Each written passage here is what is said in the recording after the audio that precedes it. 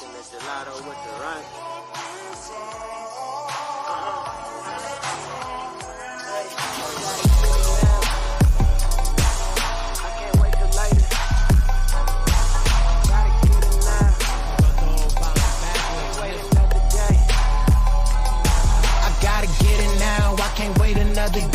Ain't nothing given, go and get it, ain't no other way.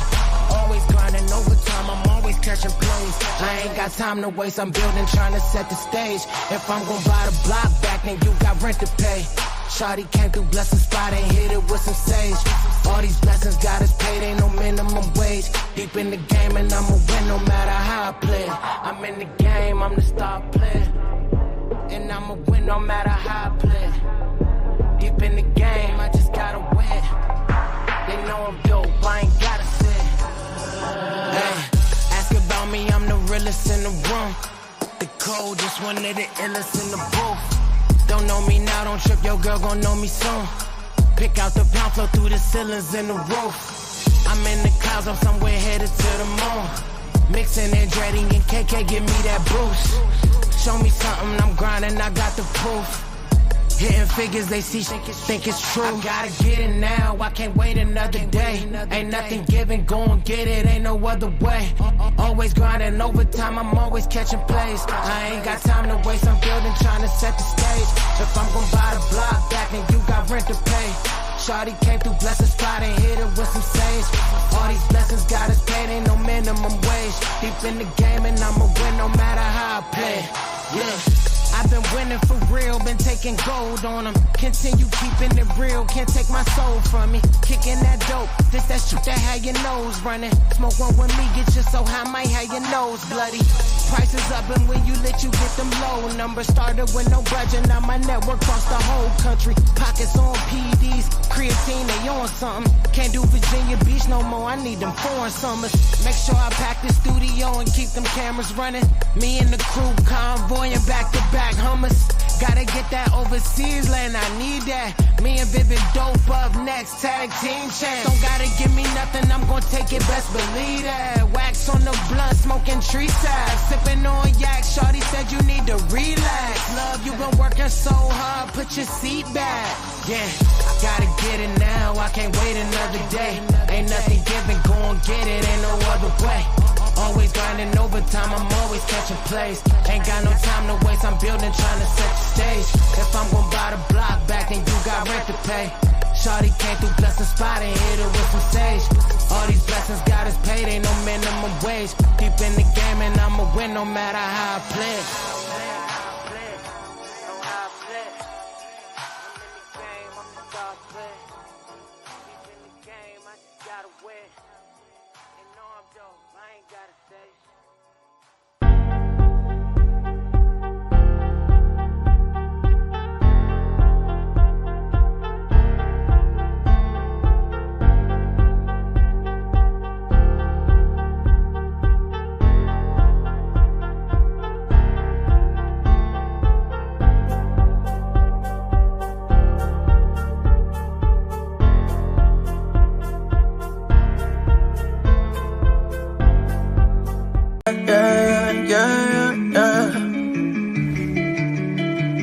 Cause he want a life, hair lights, I've been with me and back to the city. I've been going through some things, trying to get my mind right. Push the bucket to the lip, push that mission to the finish. Gotta get the full control, gotta get my mind right. Hair lights, I've been with midnight through the city. I've been going through some things, trying to get my mind right. Push the bucket to the lip, push that mission to the finish. Gotta get the full control, gotta get my mind right.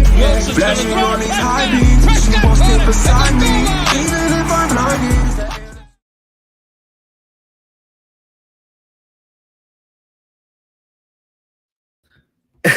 Hope that I'm loud and clear, man. Dog, I can't tell you how many times like I'm sitting here listening to his music, and then the mic comes on mute or whatever. But you know what I'm saying? Vibing, man. He was vibing, man. Yeah, something like that, man. How you doing this Monday, bro? Good, man. Good, man. How's it going, Cowboys Nation, man? Hopefully everyone's feeling better than they was last Monday, man. I know a lot of Cowboys fans was kind of doom and gloom, but hopefully y'all all right, Cowboys Nation. But I'm feeling good, man. Can't complain.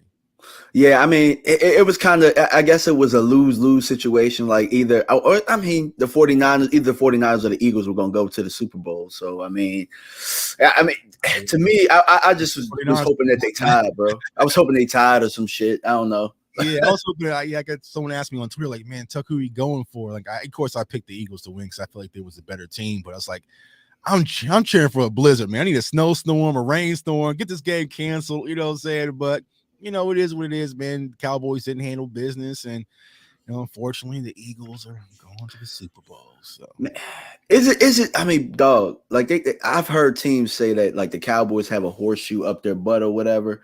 But dog, like, does it get any easier for the Eagles here? Like, I mean, just the luck that they get. Not to say that they're not a good team, but they're a good team. Plus, a lot of things fall in their favor, bro. Yeah, and then I've been telling a lot of people this online. It's like at the end of the day, as much as we hate all things Philly, right? They handle business, man. This is the kind of benefit of getting the number one seed. You get to play at home. You get to skip a game. Your opponent might be a little bit easier. So, you know, they earned that right. And then even with Purdy going out yesterday with the injury, I just looked online. Looks like it might be Tommy John or something's going to need some surgery. But that was due to them getting pressure and getting hits on them. So it's like you can't take it away from Philly. But I'm pulling from Mahomes, man. Go on with Mahomes. You know what I'm saying? So, hey, bro, you got to pull from Mahomes. Look, here's the thing. At least the parade will be in your city, bro. Like, so, I mean. So funny story. So when the Chiefs won the Super Bowl the first time, right? What was that? It was right before the pandemic happened. So I remember. So I told everyone in my office, look, I'm not going to the parade. So everyone can go to the Chiefs parade, go do what y'all got to do. I stayed by myself and ran the fort by my entire self. It was a chaotic day, right? But I know no one was going to be coming to the office because everyone's going to be at the parade. And then, like that very next day, it was just like, you know, I'm like, what is going on? Why is everyone sick with the cough? And I swear that last Chiefs parade spreaded COVID and it took out my entire building and everyone got hit with COVID. That little old me, the J Tuck, the Cowboys fan, because I wasn't outside with everybody, man. So crazy story. And then, you know, that was like when COVID first came out in early February.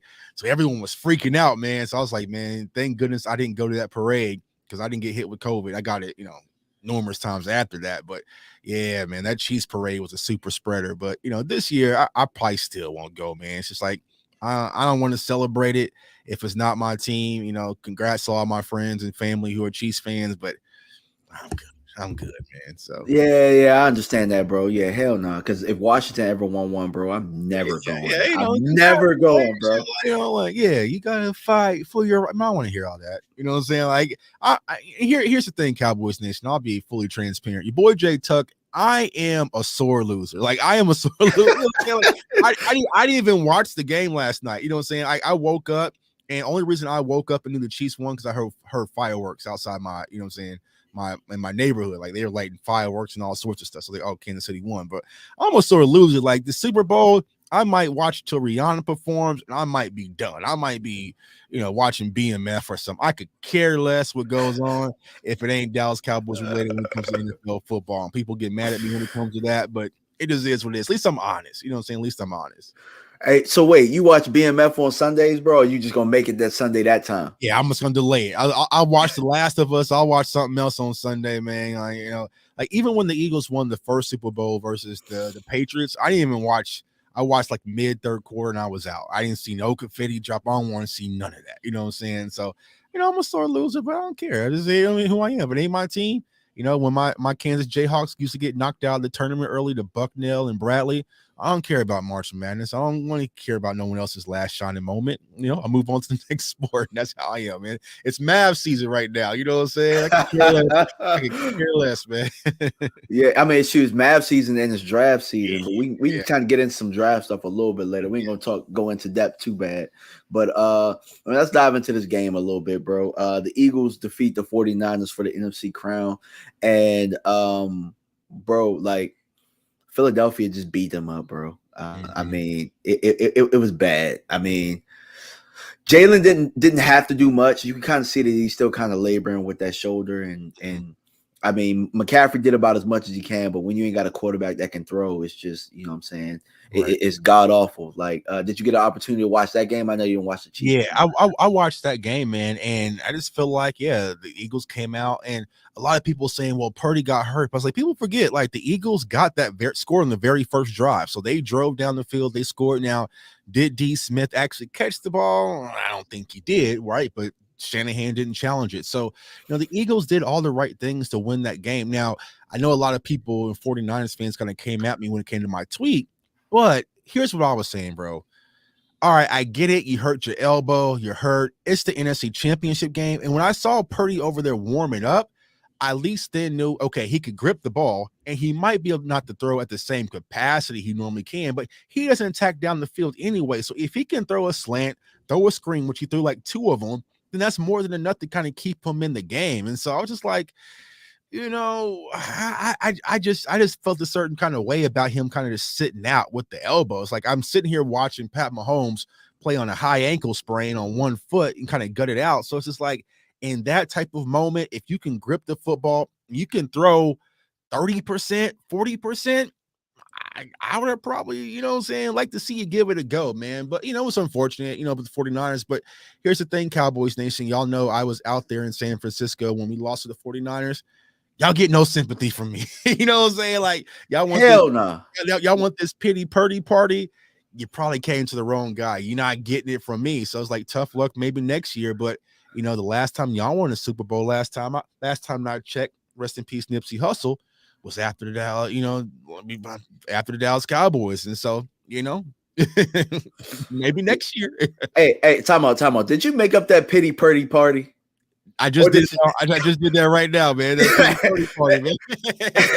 hey, bro, you need to trademark that, copyright it, or whatever the hell it is you got to do with it, bro. But hey, that actually came off kind of smooth. I'm like, wait, time out, bro. Like, I ain't read that all day. Like, I've been reading the tweets, but yeah. So 49er fans been killing you about that, and quite frankly, bro, I think it was you. I can't believe I don't know if it was you or Rome that said, bro, if that was Dak, like, there's no way that y'all letting that shit fly. Right. I said that, man. Can you imagine Dak, he got hurt in the NFC Championship game, because Cowboys fans kind of marked that as our crowning moments getting to the NFC Championship game, right? But then Dak gets hurt, but he's on the sideline warming up. He's over there smiling and laughing on the sidelines, laughing in the huddle, but he's saying he can't throw. Cowboys, because a lot of Cowboys fans don't even excuse Dak for the thumb injury he had in week 1. Or the shoulder injury he had, in week 19 versus the Eagles when we couldn't, what I'm saying? So it's like, he wouldn't get a pass. Like I said, if you could grip the football, he threw 2 screen passes. He was warming up on the sideline. Like I said, he may not have full velocity, but he could have gave it a little something, to fight through the pain. Maybe 30%, 35, 40%. That's better than putting the helmet on Christian McCaffrey.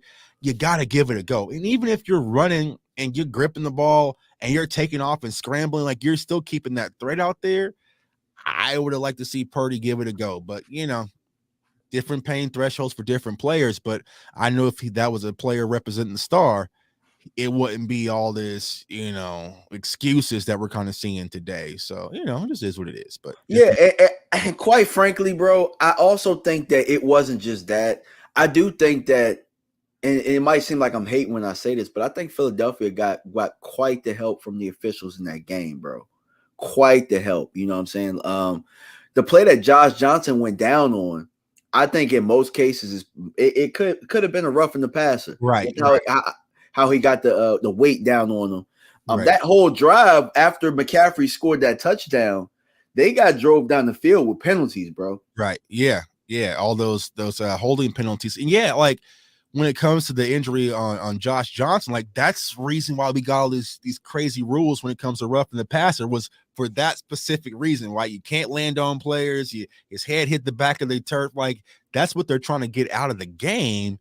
But it's just like, I feel like at that point, it was like, it's Josh Johnson. Like, Purdy's kind of hurt. They kind of knew it wasn't going to go that way. So they're trying to get Philly up in there, get this Andy Reid Bowl kind of popping. And, that's where the money's at. There was no money in Cincinnati versus San Francisco in the Super Bowl. Like, that's that's unseasoned Super Bowl, but now you have the Andy Reid, you have the Kelsey Bowl, you have all sorts of things you can kind of mix up with the Super Bowl. Good point. I didn't even think about that. It feels smart, you know what I'm saying? It's a business, we know what it is, like if you go to the Kansas City game, like was it really a malicious, tackle out of bounds? No, it was just a push, right? But now let's move that field goal a little up, and I get it, man. But it just is what it is. But it's frustrating from a Cowboys fan standpoint, thinking when is that going to be us? For me personally, bro, that was me last year. Like y'all think I'm salty now. I was hella salty watching Cincinnati go to the Super Bowl. Like, damn, you know what I'm saying? It's kind of like, you all trying to holler at the same bad chick, and you're like, this is the guy she, you know what I'm saying? That's what she chose. Okay, that's what we doing. I know I'm way flyer than him. Like, that's how I felt when it comes to Cincinnati. Like, y'all offensive line is trash. Y'all got Eli Apple and Cheeto Bay Awuzie at corner, and y'all going to the Super Bowl? Hell no, man. So, at least with the Chiefs and the Eagles, I can say, okay, it's two of the best teams in the NFL there. That makes sense. But that Cincinnati stuff from last year just didn't sit right with me. It still do. Well, I'll be honest with you, bro. I sat at Mark's house yesterday, and I was going off, and a lot of people in the comment section was listening to me going off, but I'm just like, what do y'all expect? Their front office made moves, and every time I looked in that game, it was somebody making a play that they made a move for. Right. I saw Reddick. Slay a couple years ago. Right. Bro, even they moved AJ, up. They moved up to get Smith. They made trades to get AJ Brown's. Like, yeah, they got. So if you watch that game, bro, like, okay, so you had Hassan Reddick, he made moves. You had Kazir White was an addition. You had CJ Gardner was an addition, AJ Brown addition, Devontae Smith, who they moved up for. And then the only person on the 49ers who had some impact was Christian McCaffrey, who they made a move for, right? So it shows that aggressive style, you can win Super Bowls in the offseason. Now, is it guaranteed? Absolutely not, but you definitely push things in your favor because you said it earlier, bro. What happened yesterday? Jalen Hurts didn't have to be 100% Hurts. He didn't have to be MVP Hurts, right? But he has enough talent around him to kind of take the load off. And it's unfortunately the Cowboys just don't have that mentality. And it's crazy because I tweeted this and a lot of people are running with it. You go with what Tampa did the year before when they won the Super Bowl. Then you had the Rams last year. Then the Eagles kind of go in. Like a lot of people are pushing their chips in. And think about this. The Eagles are in the Super Bowl and they still have a top 10 pick.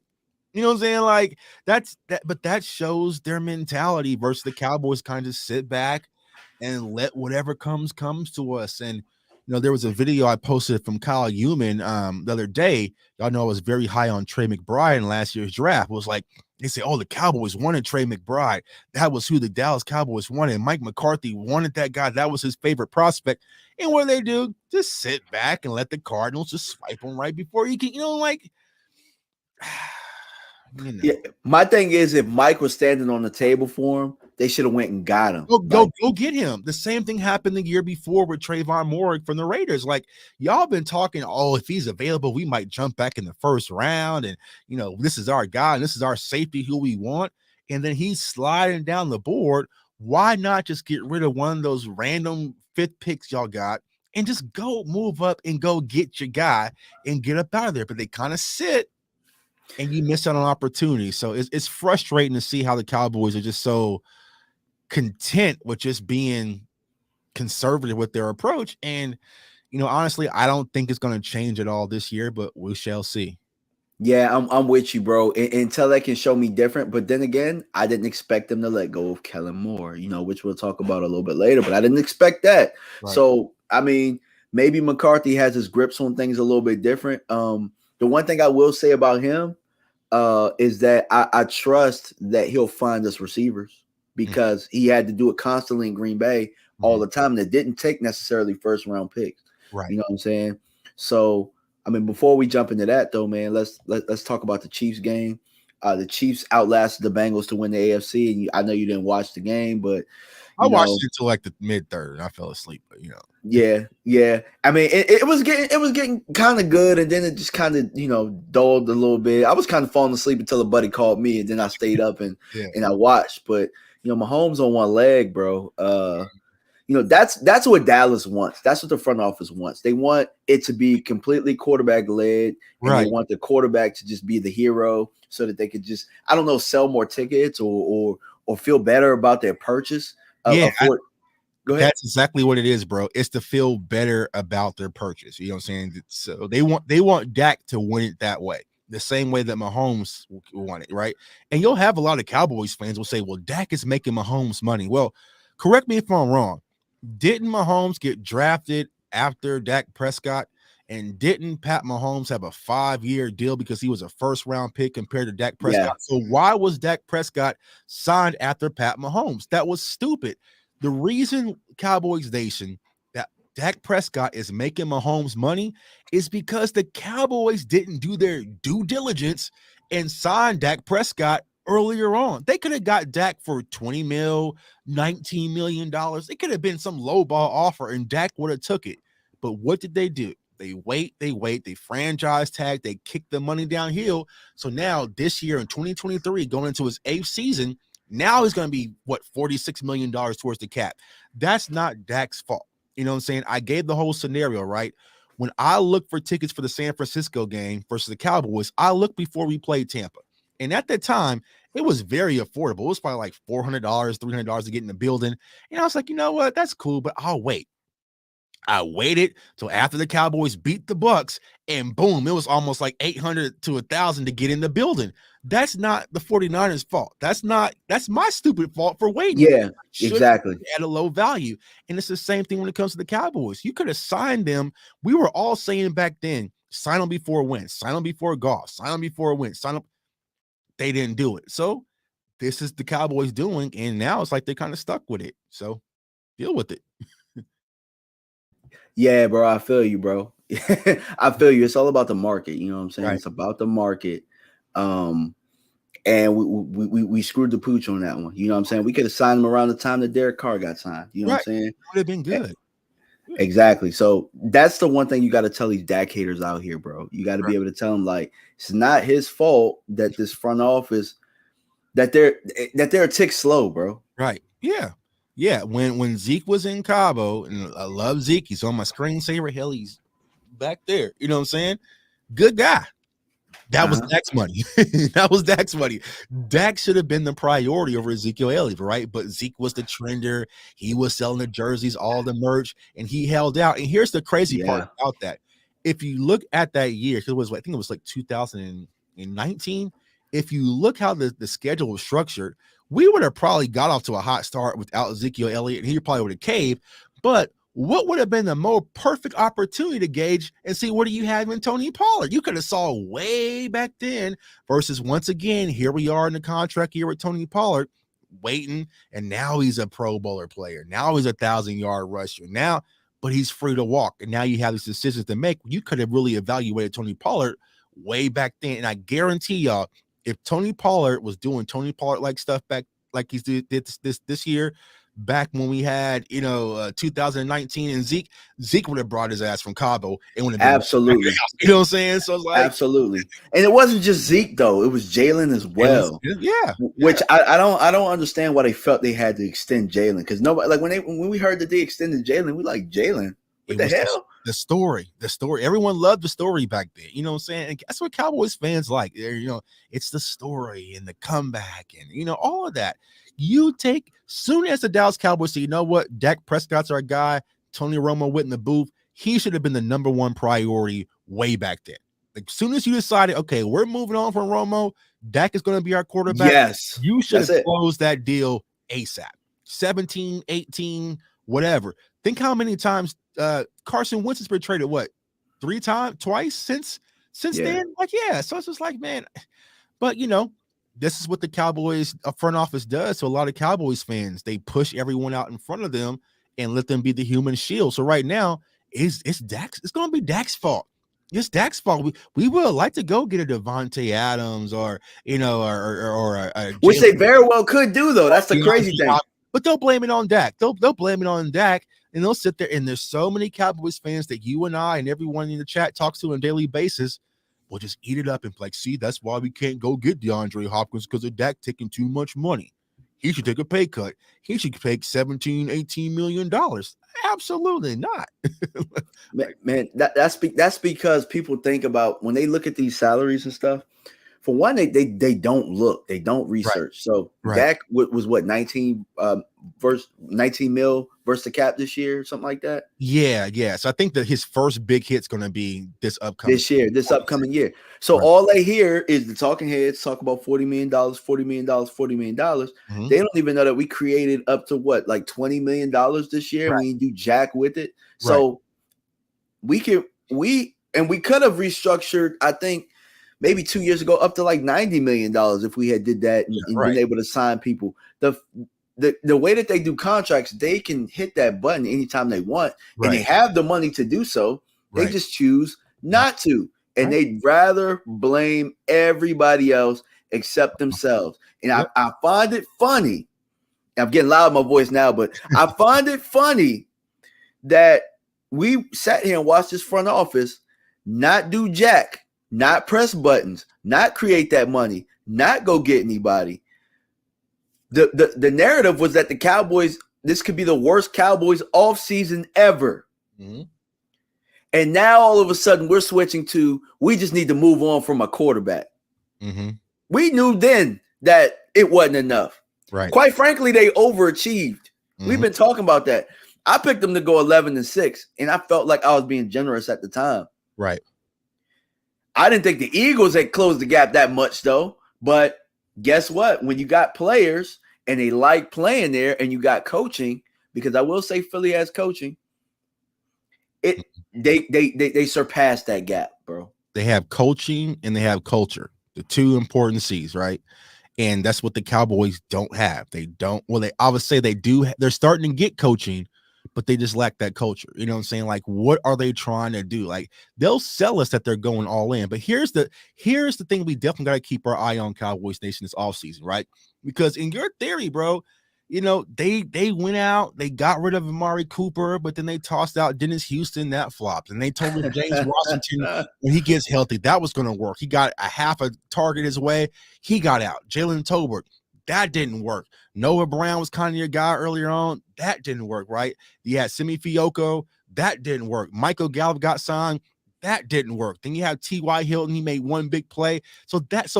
But in the Cowboys mindset, well, hell, I mean, we were close to winning that division, and, you know, we were right there on the cusp, and we did go to Tampa Bay, and we did win a playoff game on the road, and so we're heading the right direction. And Stephen Jones' little peanut brain mind, he thinks that what he did actually worked last year. And so it's like, is he going to repeat it? I think he is.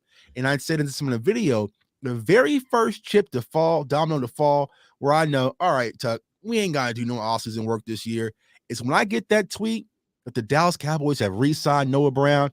I'll just know what it is. Like, all right, bro, you know what I'm saying? Let's go ahead and let's go ahead and get LVE. Noah had a career year. It'll be like Noah had a career year, and we really like Noah. He gives us a lot in our special teams. And yeah, they don't be Noah Brown. They don't be Luke Gifford. They don't be Anthony Brown. I'm like, all right, cool. You know what I'm saying? Like, I'll just get over it. They'll be like free agency is part. You know what I'm saying? Like, that's part of free agent. What do you mean? We signed 3 people. What? We like our guys, man. We like our guys. You know what I'm saying? So it's just frustrating, because I think for most Cowboys fans, we are seeing this window of opportunity just close. Like, it's crazy to think that this could be the last we've seen in the 2-1-4 era. Like, to me, I still feel like Dak and Zeke are 2 kids, you know, still in the club, you know, shooting water guns and stuff like that. They're old now, you know what I'm saying? So all this time has passed away. And when Dak was playing for $800,000, and then he's paying for $900,000, then he's paying for $1.1 million, we didn't push all the chips in. That is the one thing that Philly did. They put all their chips to the table. And here's the thing. If Jalen Hurts flopped, and let's say, for instance, he was complete garbage, well, then they know, hey, all we got to do is just take this quarterback out and replenish it with another guy that can come right in. You know what I'm saying? So they built everything around him, versus the Cowboys say, you know what, if I want to see Dak as the guy, let me take everything away from him and see if he's like, no, it's the opposite, bro. Like, you load him up, and if Dak was trash and you have on a $18 million deal, but you have this loaded roster, then you could have moved out and maybe got a Justin Fields in the draft and plugged him back in and moved on from from Dak. But that's what happens when you let your son pretend to be a general manager and he's just not a football guy. But Interesting, bro. It's interesting that you said like not a football guy. Yeah. Because I've been literally thinking that the whole time, like how like guys like me and you, bro. Like I've been looking at draft picks. I've been looking at people, and for one, like a lot of Cowboy fans, when I've been putting out content, they're like, he wouldn't fit with the Cowboys. He wouldn't fit with the Cowboys, and I'm like, yo, this is just general draft talk because at the end of the day, we don't even have coaches, and quite frankly, the guys I like, they don't like. Right. Do you feel frustrated like that sometimes too? Yeah, and it's just because once again it goes back to having an identity. I don't know who we are or what we like now since we have Dan Quinn. Dan Quinn helps. And I'm happy that we re-signed him because I know what types of guys he likes defensively. Yeah. But offensively, I don't know what the Cowboys are looking for. Like it just bounces all over the place. I know they like tall receivers and stuff like that, but it's really hard to determine what the Cowboys are looking for. But I go back to last year, right? George Pickens to the Steelers, that is the most perfect match fit because it matches everything about the Pittsburgh Steelers. Toughness, attitude, violence, like all it just fits. He was either probably going to fit to be a Steeler or a Raven. You know what I'm saying? Like he wouldn't fit here. You know what I'm saying? Like they just don't know how to handle that type of attitude. It's just like it's frustrating because it's like me and you, we played the game, bro. We didn't play at the NFL level, but it's like when I do my draft content or I evaluate players, I can see a football player from a mile away. That's just the very first thing. That's I don't care about your measurables, your height, all that. Are you a football player first? I can just see it. And people jump off the screen. Going back to Micah Parsons, there were so many people that were out on the Micah Parsons. When I turned the film, I was like, this is a damn football player. You know what I'm saying? Like, I don't know, middle linebacker, outside linebacker. I don't know. Just put them on the field and just tell them go at it. You know what I'm saying? But some people go, oh, you don't spend that type of draft value at a middle linebacker or off-ball line. Like all these little semantics. I'm just seeing a pure football player. So I just think that is what the Cowboys need, more football guys in-house. It's easy when the 49ers, think about this. Who was their GM? John Lynch. For you young kids who do not know, John Lynch is the hardest hitting, tough, badass safety in NFL history. So that whole identity of the 49ers just matches John Lynch. You know what I'm saying? Like it just feels John Lynch's. You know what I'm saying? Like, so you got football players in-house who just know a football player and they know how to handle his personalities and they kind of know what football players like. Stephen Jones, Jerry Jones, they're businessmen, they're investors. They have no idea what it's like to be in the trenches and understand any of that. You know what I'm saying? Now, here's how they fix it. You let Mike McCarthy, you let Dan Quinn, you let the people kind of been on the ground have more hands-on. But unfortunately, when it comes to Stephen Jones and Jerry Jones, it just isn't the case. They want their hands in everything. And like I said, I'm a huge Dallas Mavericks fan. And the 1 year when the Mavericks finally won a championship, what happened? Mark Cuban just finally wouldn't sit up in the crowd for a little bit and just shut up. You know what I'm saying? Like, just get out of the way. Shut up and let the people who you've hired, who are basketball people, do what they do. But it's just, it's just different. So, my guy Rome in the building. What's going on, guy? What's going on with y'all, man? My apologies for being late. Crazy day. Nah, it's all good, bro. You right on time, bro. You right on time, bro. We kind of talking about the front office a little bit, so I kind of waited for this. I was waiting for this one. So Kellen Moore and the Cowboys mutually part ways. I'm gonna let you take that one, bro. I'm gonna let you start that one off. I mean, we know what it is, man. It's mutual when you're part of the family. It's you fired when I don't like you. You know what I'm saying? And we can take it all, but we can go a couple hours on why I think that's possible for certain people and why it's not. I don't feel like doing that because I don't feel like dealing with the pushback. We just know what it is. It's the same way across the board, man. It's just like in corporate America, man. The rules ain't fair. We know the rules ain't fair. Ain't no reason to cry over spilled milk. Kellen Moore is gone. I'm more concerned with the fact, I love his team. I love his fan base, but it's so draining to deal with the scariness in this fan base, man. Right. It's draining. I can't. I literally envy other fan bases. It's not even. I Just do too. I do too, bro. I do too. I get it. We ain't been winning, but like the big games, but it's just like it ain't in me in real life. I can't walk. Like, what's the point? Like, all of y'all that don't like the Cowboys or are afraid of anything, just go stop watching sports. It's corny. It's tiring. It like 48 hours ago, Kellen Moore wasn't shit. Now, my fault. But now, Nah, you good. Moore, like, he's Sean McVay today. I don't even know what's going on. I can't understand my fan base. Mm-hmm. It's confusing. I know y'all hate the quarterback. I'm back. This is how I felt last offseason around this time. I wish they could cut Dak Prescott. Just let him go. Yeah. Get what you guys are asking for. I'm telling you right now, go into quarterback purgatory. Maybe I'm wrong. Maybe they'll draft some guy I ain't expecting the 4th round, and he turned into the next, and I'm just wrong. And that's fine. Mm-hmm. You know what I'm saying? But I'm just It's happened before. You know what I'm saying? It's happened before. It's just always gonna happen for us. We just gonna always get lucky. You know what I'm saying? It's tiring. I'm right before I got on here. You know what I'm saying? I couldn't even I'm usually good with knowing what I want to talk about every day. You know what I'm saying? This is real. Like, I'm like, I'll come up with this. I talked to Tuck for about 2-3 hours midday. Cowboys stuff. I message with you in the morning, DMV. Like, I'm always on it. Mm-hmm. And I'm just sitting here looking at Twitter and the comments and YouTube, and they just like, yo, it's like they'll find whatever negative angle that they can find and just run with it. All of a sudden, like, now the Mike McCarthy that was struggling with the relationship with Aaron Rodgers is supposed to just reemerge. Like, we're only supposed to get the worst Mike McCarthy, because why wouldn't we get any? Right. The fact that the offensive coordinator position is still open, and I've heard like reports that they're not going to just backfill it with Brian Schottenheimer. They're going to actually go get someone else.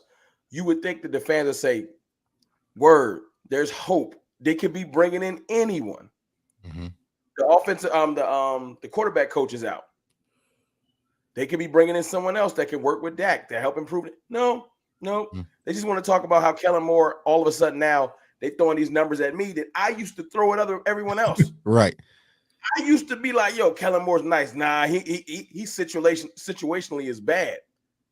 But when I'm trying to look at things on a positive, I try my best to look at the best angles.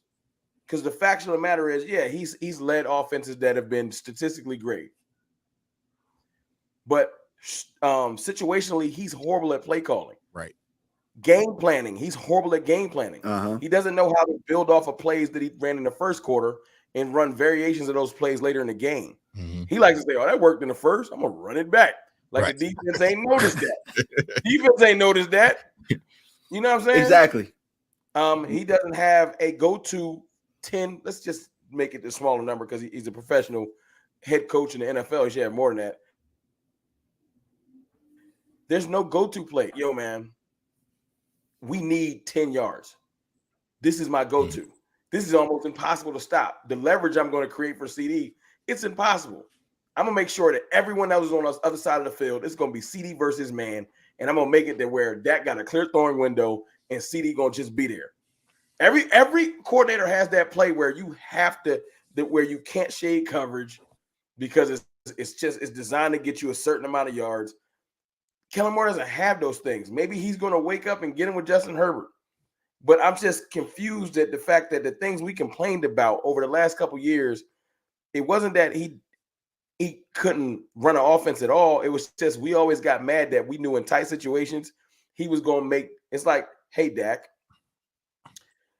you're not physically one of the best quarterbacks in the league as far as, like, he's not Herbert or, you know, Mahomes with a cannon.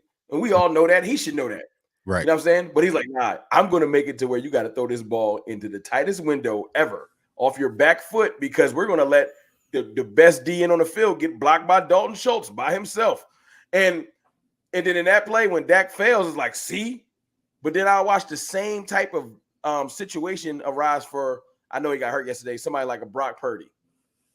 And Shanahan will create it to where you have to acknowledge every other playmaker on the field, and he'll have to throw a pretty open slant, and all Brandon Ayuk got to do is sell. Right. And he got to throw a slant pass. It's like, see, Brock Purdy got rocks. Yeah. He meant to do this. And I'm like, I want somebody to design something simple so Dak can make a pretty simple throw instead of fading to the back and trying to throw up Greenlaw, and because everyone running curls and no one's going to run any type of pattern to clear out. Like, it's just stupid to me.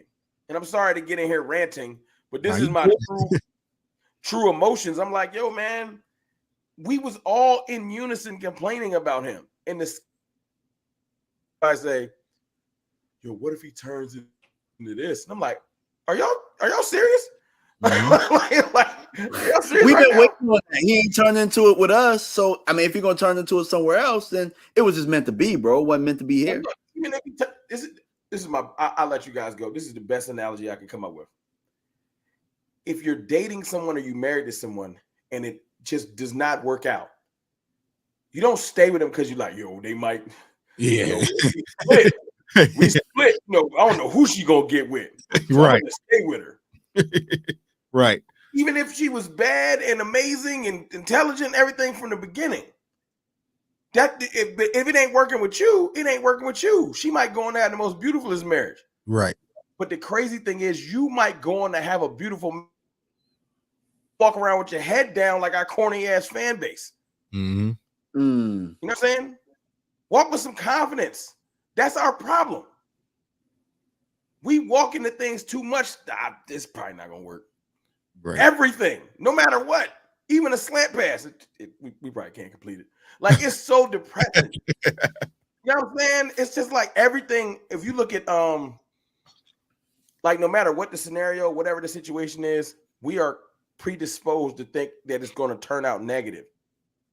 Yeah. And I try my best to swing the pendulum in other direction, and I can't all the time. It's just like today, I'm like, yo, I almost want to just like wag my finger at the fan. Like, what is wrong with y'all? Like, everybody. Well, I can answer the question for you, Ron. The problem is we do not have an identity as a fan base, bro.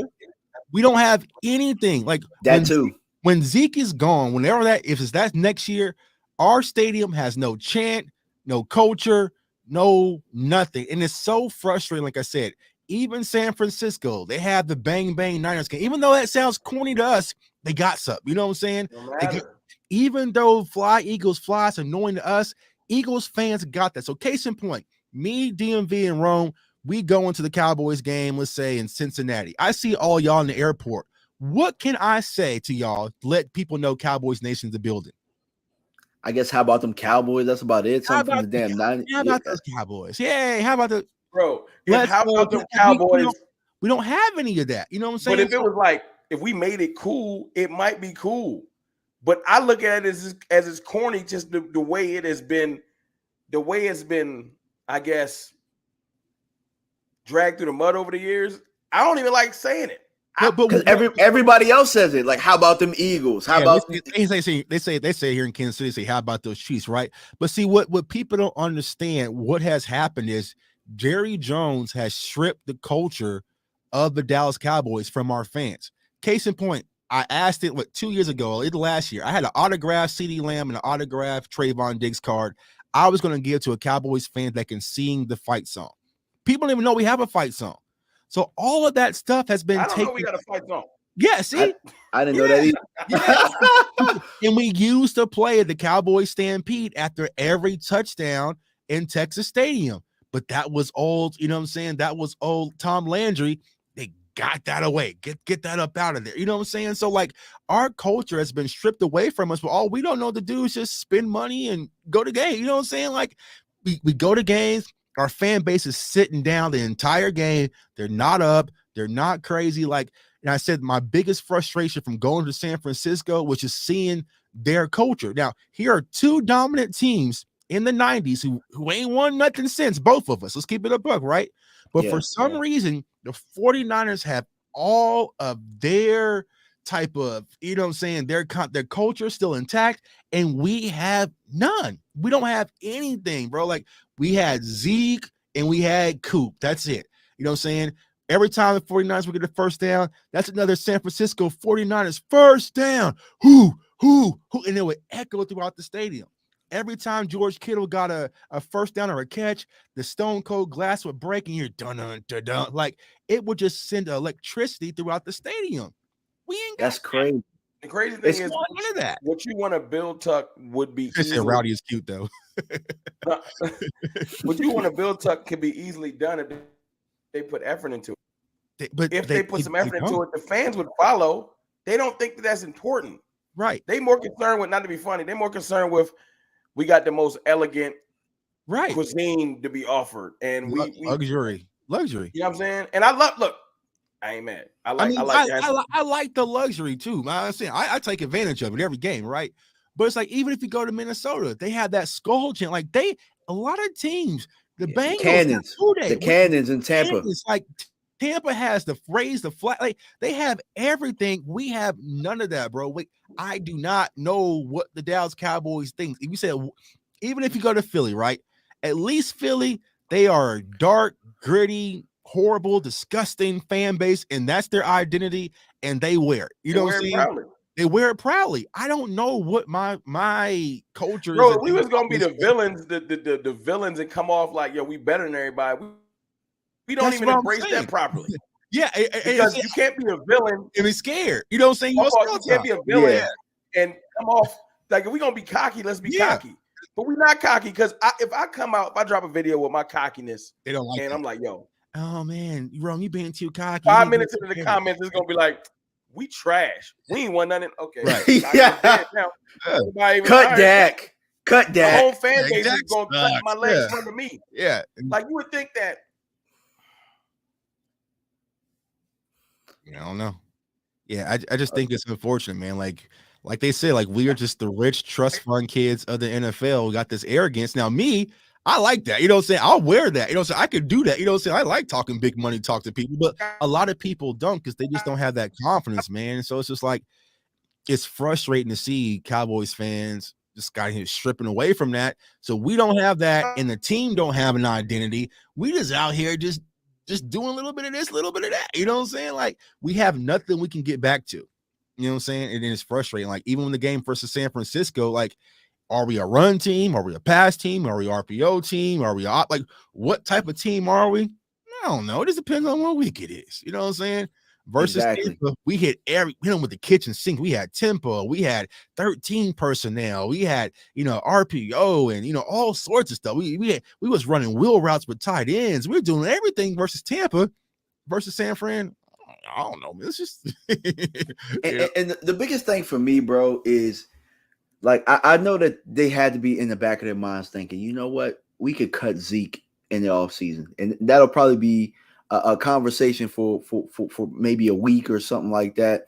But wouldn't it have made sense to let Malik Davis come in and just, I don't know, do some of the same things that Tony was supposed to do, or, not change the game plan completely? I was out there scrolling Twitter to make sure that Malik Davis was still active and that I didn't miss it. I was just like, all right, so Tony Pollard got hurt. I saw him cart off, kind of threw up a little bit. And I was like, all right, well, Malik Davis time. And I was telling the guy next to me, all right, Malik Davis going to come in. I'm just like, he's going to come in. he going to, all right, let me see. He'll come in any minute now. You know what I'm saying? I was like, where the hell is Malik Davis? Like, why wouldn't you even give? And I feel like that was the one thing that could have threw the 49ers off, because, of course, they didn't have a lot of film on him. And you have this young, dynamic hero kind of emerge out of nowhere, Malik Davis. Kellen Moore says, not on my watch, bro. not today. And then you watch Philadelphia kill everybody, or kill San Fran yesterday with Boston Scott and Gainwell. Right, yeah. Because we have no identity. We don't know what to get back to. Go ahead. Oh, my fault. No, to you guys' point. I'm sorry, my thing was cutting out. Not only do they commit to the run, Philadelphia actually has a running scheme. Mm-hmm. Yeah. I think he cut out again. But that's it. They got a scheme. You know what I'm saying? They know what to get back to when they get far. Like, what are you saying? What is your North Star? You know what I'm saying? Like, what are you going to get back to when things kind of fall out of whack. Even with San Francisco, when they needed that last drive in the third quarter against us, they say, you know what? We getting behind Christian McCaffrey and Mitchell and getting the hell up out of here. You know what I'm saying? Like, and that's what they did. And they punched us in the mouth and wore down our defense and drove. And finally Christian McCaffrey got through. We just don't know. And that was the whole frustration with me when I dropped that Kellen Moore video this past summer. Like, yeah, I woke great up video, by the way. Thank you. I woke up in the middle of the night trying to figure out, like, what is our offensive identity? Like I said, I play football enough. We all play ball enough. I know the West Coast. I know the Air Coryell. I know different languages when I see it. But I'm just like, this isn't any of that. You know what I'm saying? And so that would really cause me to kind of dig in deep. And when I figured it out, that finally answered the question I wanted to know about Kellen Moore in this offense, why we don't have an identity. And it's because in Boise, having no identity was their identity. I'm like, bro, all this stuff I'm reading and film I'm pulling up and all sorts of stuff in Boise, it all makes sense. So that's why reason you might see one game, Noah Brown's is getting all the love. Now we're sitting as fans scratching our head like, why are we going to Noah Brown so much, right? Because that's what the numbers favor. You know what I'm saying? So it's just like, it's just stupidity on that end, and it's frustrating from a Cowboys fan standpoint. But hopefully that will change now that Kellen's going into the Chargers. What is it? What is it? Bang Bang? No, not Bang Bang is 49ers. I know the Chargers got something like bolt up or something like that. I don't know. I think it's something bolt up. Whatever. It's in that stupid ass letter from that fan.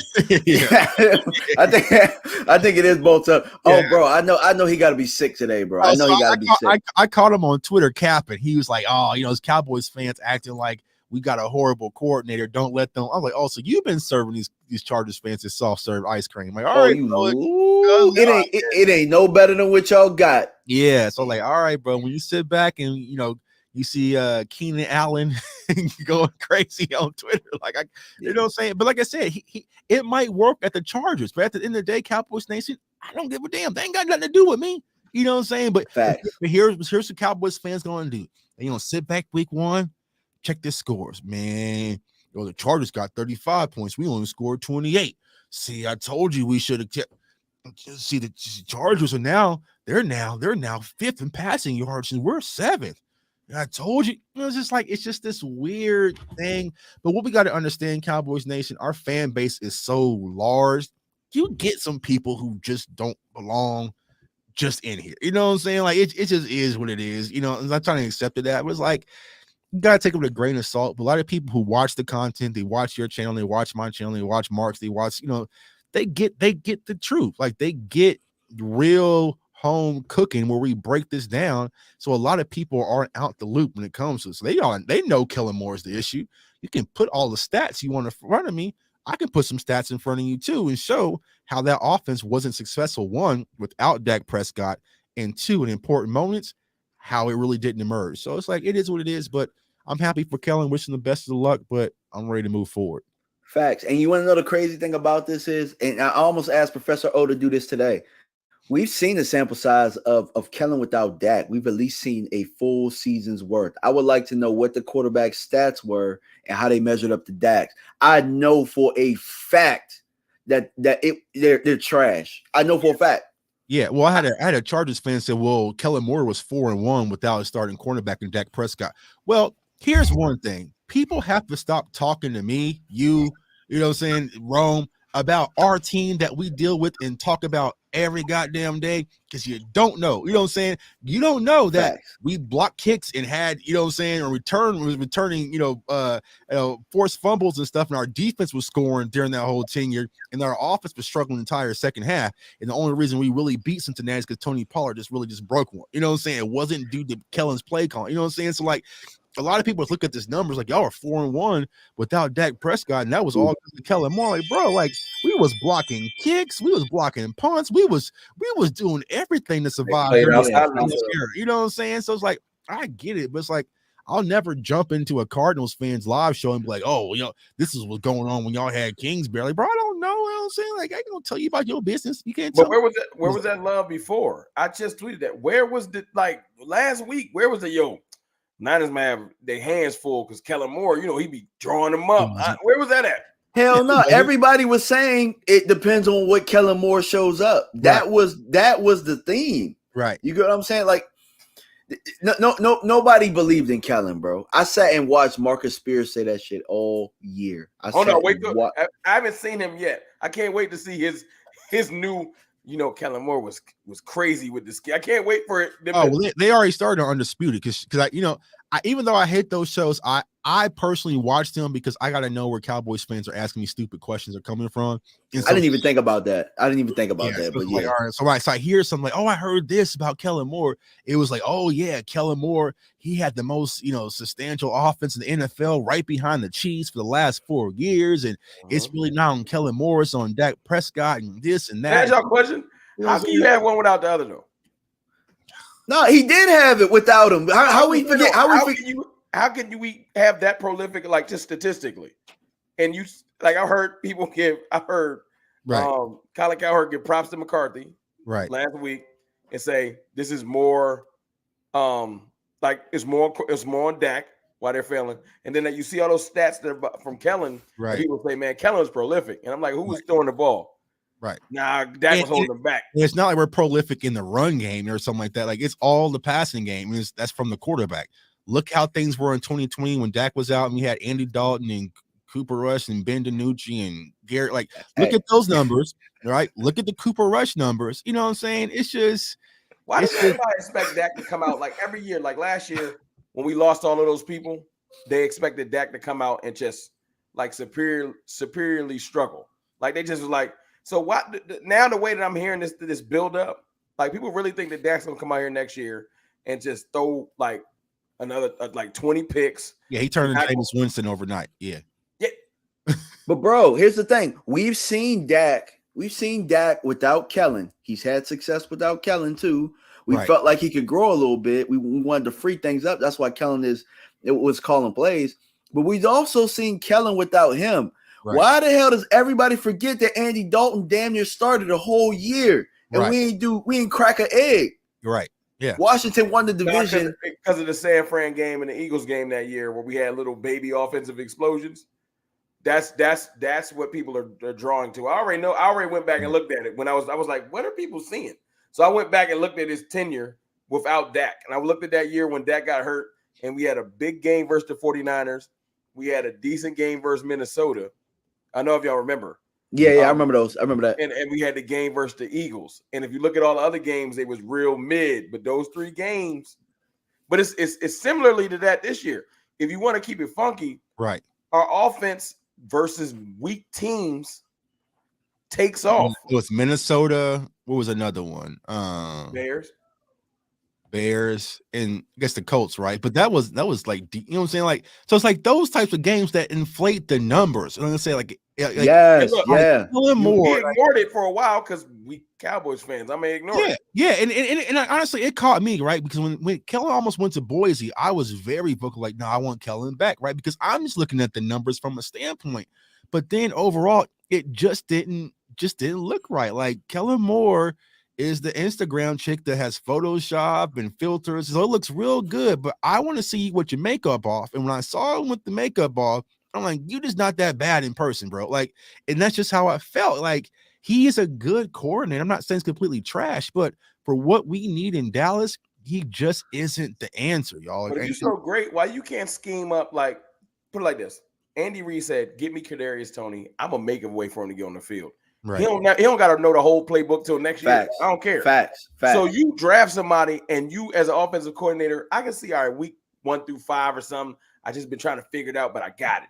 Right. He just never got Tolbert on the field. I refuse to believe that athletically, Jalen Tolbert is worse than anybody below CeeDee Lamb. Right. Facts. So he got the athleticism. You either got to tell me, well, man, he just can't catch. Then why did you draft him? So I don't think it's that. Because I didn't see him. This isn't like we saw Jalen Tolbert drop a lot of passes. He didn't even get none. Right. He didn't get anything. But bro, it wasn't just him though, right? Like we saw that Ferg had, you know what I'm saying? He in my opinion, he had more athleticism. He had better hands. We saw that Ferg was becoming better than what Schultz needed. Then all of a sudden he takes a back seat. Mm-hmm. I never understood it. You could have worked that one out. You could have said, we're gonna just run more 12. Yeah. You know, I'm gonna get Ferguson on the field and sneak him on the field. A good offensive coordinator. When was the Henny and Ferg the pop the weasel? That was like around Christmas, right? or That was the whack-a-mole thing. was that Yeah, was that those are Thanksgiving? Like Thanksgiving-ish, right? Yeah, Something like that. Around that. they disappeared from Thanksgiving pretty much until Tampa. Like, that's crazy to me. Like, I kept asking, like, where's Henny and Fur? Like, why aren't the young tight ends getting involved? But that just goes to Kellen. It's just like, I'll show you something. Okay, it works, and I'm getting away from it. But like, why wouldn't he go back to? You would have thought that he would have been innovative. Like, I did this triple tight end thing. right. It really worked. It might tilt the league. Like, the league might be like, what is that? Right. And I'm going to run it until somebody really can stop it. I would have ran triple tight ends in Right. Facts, bro. Facts. Because it's better than keeping Noah on the field. I mean, I'm just keeping it 100. Right. And that goes back to the no identity. Like, he just doesn't believe in imposing your will. That would be like the Eagles. We're going to run the option with Hurts week 1 and then get away from it until week 12. Like, no, bro, they're going to run that. You know, when you play the Eagles, they're going to run that read option at you. You know what I'm saying? Like, you just know to prepare for it. But when it comes to the Cowboys, it's just like, I don't know. Let me ask you a question. What was our identity with Linehan and Garrett? The one thing about Linehan and Garrett, they was going to get the ball to Zeke. Like, yeah, we were. Yeah. But look, back then, I still feel like we had Zeke has had decent years, and I'm not saying Zeke's going to have a resurgence, but you give Linehan and Garrett primetime Pollard. Mm-hmm. Pollard would have been running for 1,600 yards. Right. That's the difference. Like, they did have a point of view. Mm-hmm. You know what I'm saying? This is what we're going to do. And Dak's going to work you off of that. Right. That's true. Yeah. Because I will say Garrett had two backs. He had Julius Jones and Marion Barber. Right. And Marion Barber was getting most of the carries. Like, Julius would start a game, and then Marion would come in and finish that thing. And that was our identity. Like, Marion Barber was going to come in and hammer us home. So that's an excellent point. And see, that's the thing when it comes to Kellen, the whole Cooper Rush era. I felt like, and I kept saying it, like, bro, Kellen Moore is itching to get away from this Cooper Rush, this run game, this kind of, like, it just wasn't exciting enough for him. Like, he's going to a team where you can throw 45 times, anything, like, throw to Eckler, and like, they can air that thing out. That is the perfect home for Kellen Moore. But for the Cowboys, it was just like, I saw him itching, like, man, he couldn't wait to get Dak back. You know what I'm saying? And that was the frustrating part, is like, Dak kind of said, you know, I learned how simple the game can be. Nah, BS, bro. As soon as Dak came back, he was kill, this, check, alert. And they was back there slinging the ball all over the field. And Zeke and Pollard really became an afterthought. And it's just like, that's who the Cowboys want to be, which I'm okay with. If you want to be this air attack, go ahead and do it, but you don't get weapons. Yeah, you get weapons. You load the clip. So if you want to be this air attack, Dak's going to throw 40 plus times. Okay, I'm cool with it. You load the clip. You go get Amari Cooper. Then you turn around and you move up and go get a Sky Moore or George. Like, you go fully all in on your identity. Like, this is stupid to me to not do that. What about the fact that like there's just more nuance to just being an offensive coordinator? What about the fact that Kellen Moore is pretty much, he doesn't command a room? He doesn't. You lead in men. So that's a fact, though, by the way. Before you finish your point, that's something that the team knows too, bro. That's something that's floating around, bro. But yeah, my bad to cut you off. I'm with you. It's not a real fleshed out point as far as, I'm just saying, like, that's part of why he can't get a job. Right. Offensive coordinating, head coaching in general, you got to at least feel like there's some leadership or people going to tune out. Right. I know Kellen Moore can probably drop some plays. He probably can. He can. You know what I'm saying? But he cannot, he does not know how, like I said, how to game plan. Like, our opening drives would be like, what was that?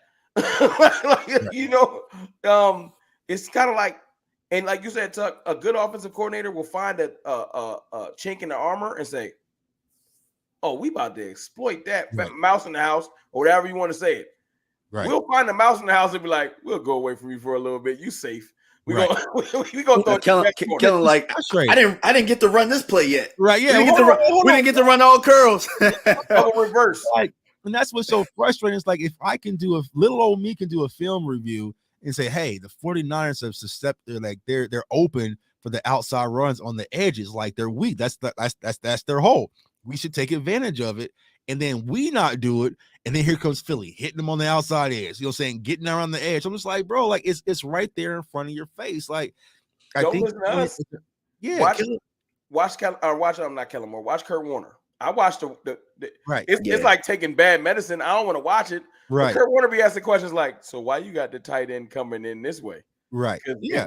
It would bring the defender back. And I'm like, my offensive coordinator think that's good. Right. And it's still from last year, even when Kurt Warner did the breakdown in the playoff game versus San Fran. Like, how many routes could be covered by one person and what's the concepts? And it just doesn't add up. And here's for all the scary Cowboys fans that are afraid to lose Kellen Moore. Just like you said, Rome, a young offensive coordinator that's not, and you've been sitting back to the Cowboys multiple times with the highest scoring offense in the NFL. Like, there is a reason a lot of these teams are just like, nah, I'm good. He's interviewed with 3 teams, right? Nah, I'm good. Nah, I'm cool. You know what I'm saying? And now you're just taking an offensive coordinator job at another spot. You know what I'm saying? Like, so he's trying to sneak in there, like you said. Oh, yeah, he's trying to sneak. Oh, yeah. Oh, Staley's on the cusp. Yeah, I can really come and help you with that.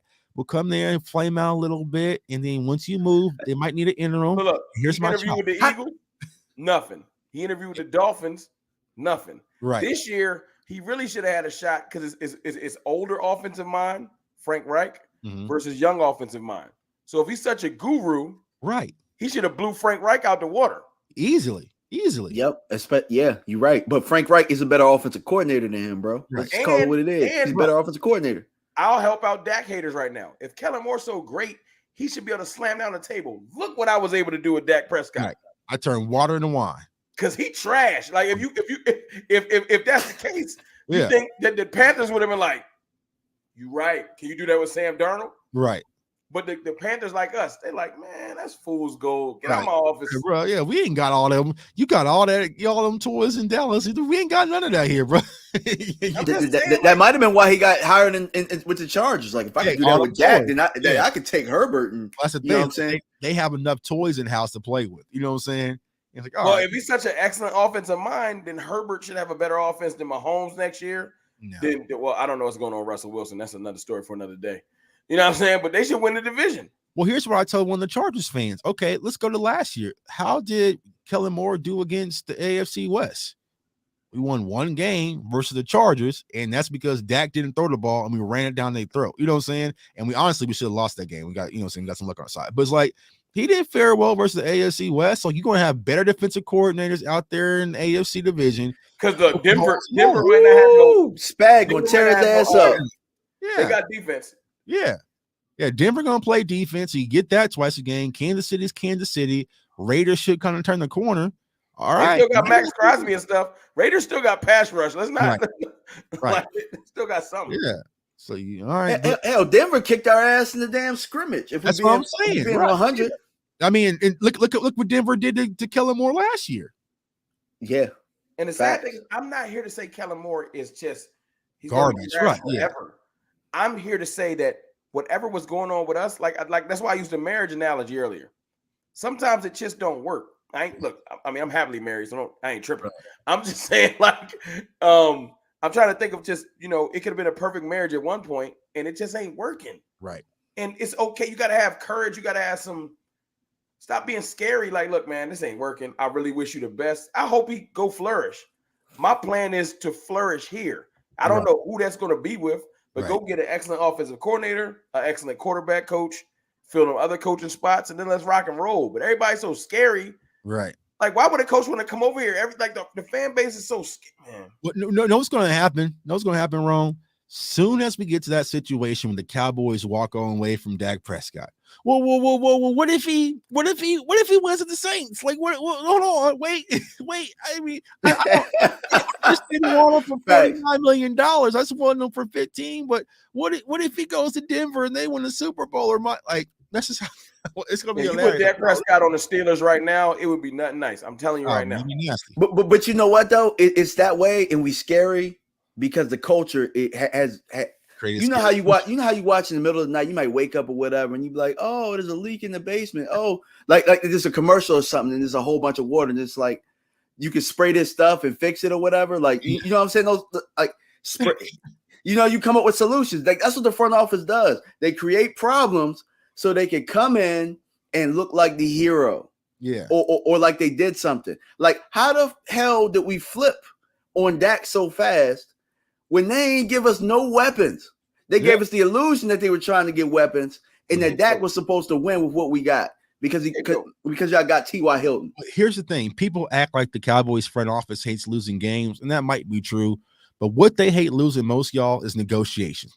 And the fact that they lost that negotiation with Dak Prescott just don't sit right with them. So it's like, all right, we lost, but eventually we're going to win. So we got to find a way that we can get up out of this contract and spin the narrative about you. It's like strip the weapons away and see, it's already worked. Yeah, he can't. Right. Bro, I already saw with my own eyes just today on January 30th, fans are already pissed off at Trayvon Diggs for the thought that he could be asking for more money. Facts, bro. Facts. Really comments saying, well, if he wants to move on from the Cowboys and stop following us, then he can go. He can't tackle anyways. He dropped that interception, and it's like, all right, we're planting the seeds. You know what I'm saying? Now the mothership has an article about it. You know what I'm saying? Like, here we go. Like, I just don't understand why the Cowboys have to make things ugly for players when it comes contract time. Just handle your business. Like, I highly doubt the Eagles are about to make it nasty when it comes to Jalen Hurts. You know what I'm saying? Like, just sign them in and keep it moving. Bro, like I'm about to say something sacrilegious right now, and that's fine. That's why I told you last week, Tuck, on the phone. I was like, yo, man, the best thing that ever can happen is the Eagles having success. Because they had enough though, bro. No, I want them to lose the Super Bowl because they're annoying. I'm talking about this is more so I can compartmentalize because I'm we grown. And as annoying as the Eagles fans are, my notifications is off anyway. Talk to yourself all you want. Right. Like seriously, that's why I be missing stuff sometimes because I don't got time for negativity. Right. But they can ignore us, and the ownership dude does well ignoring us. But see, when you walk into a building with your peers, he got to go to the owners' meetings and look Jeffrey Lurie in the face. Right. And Jeffrey Lurie get to look at him like, I run that division. Right. Like, it ain't a joke.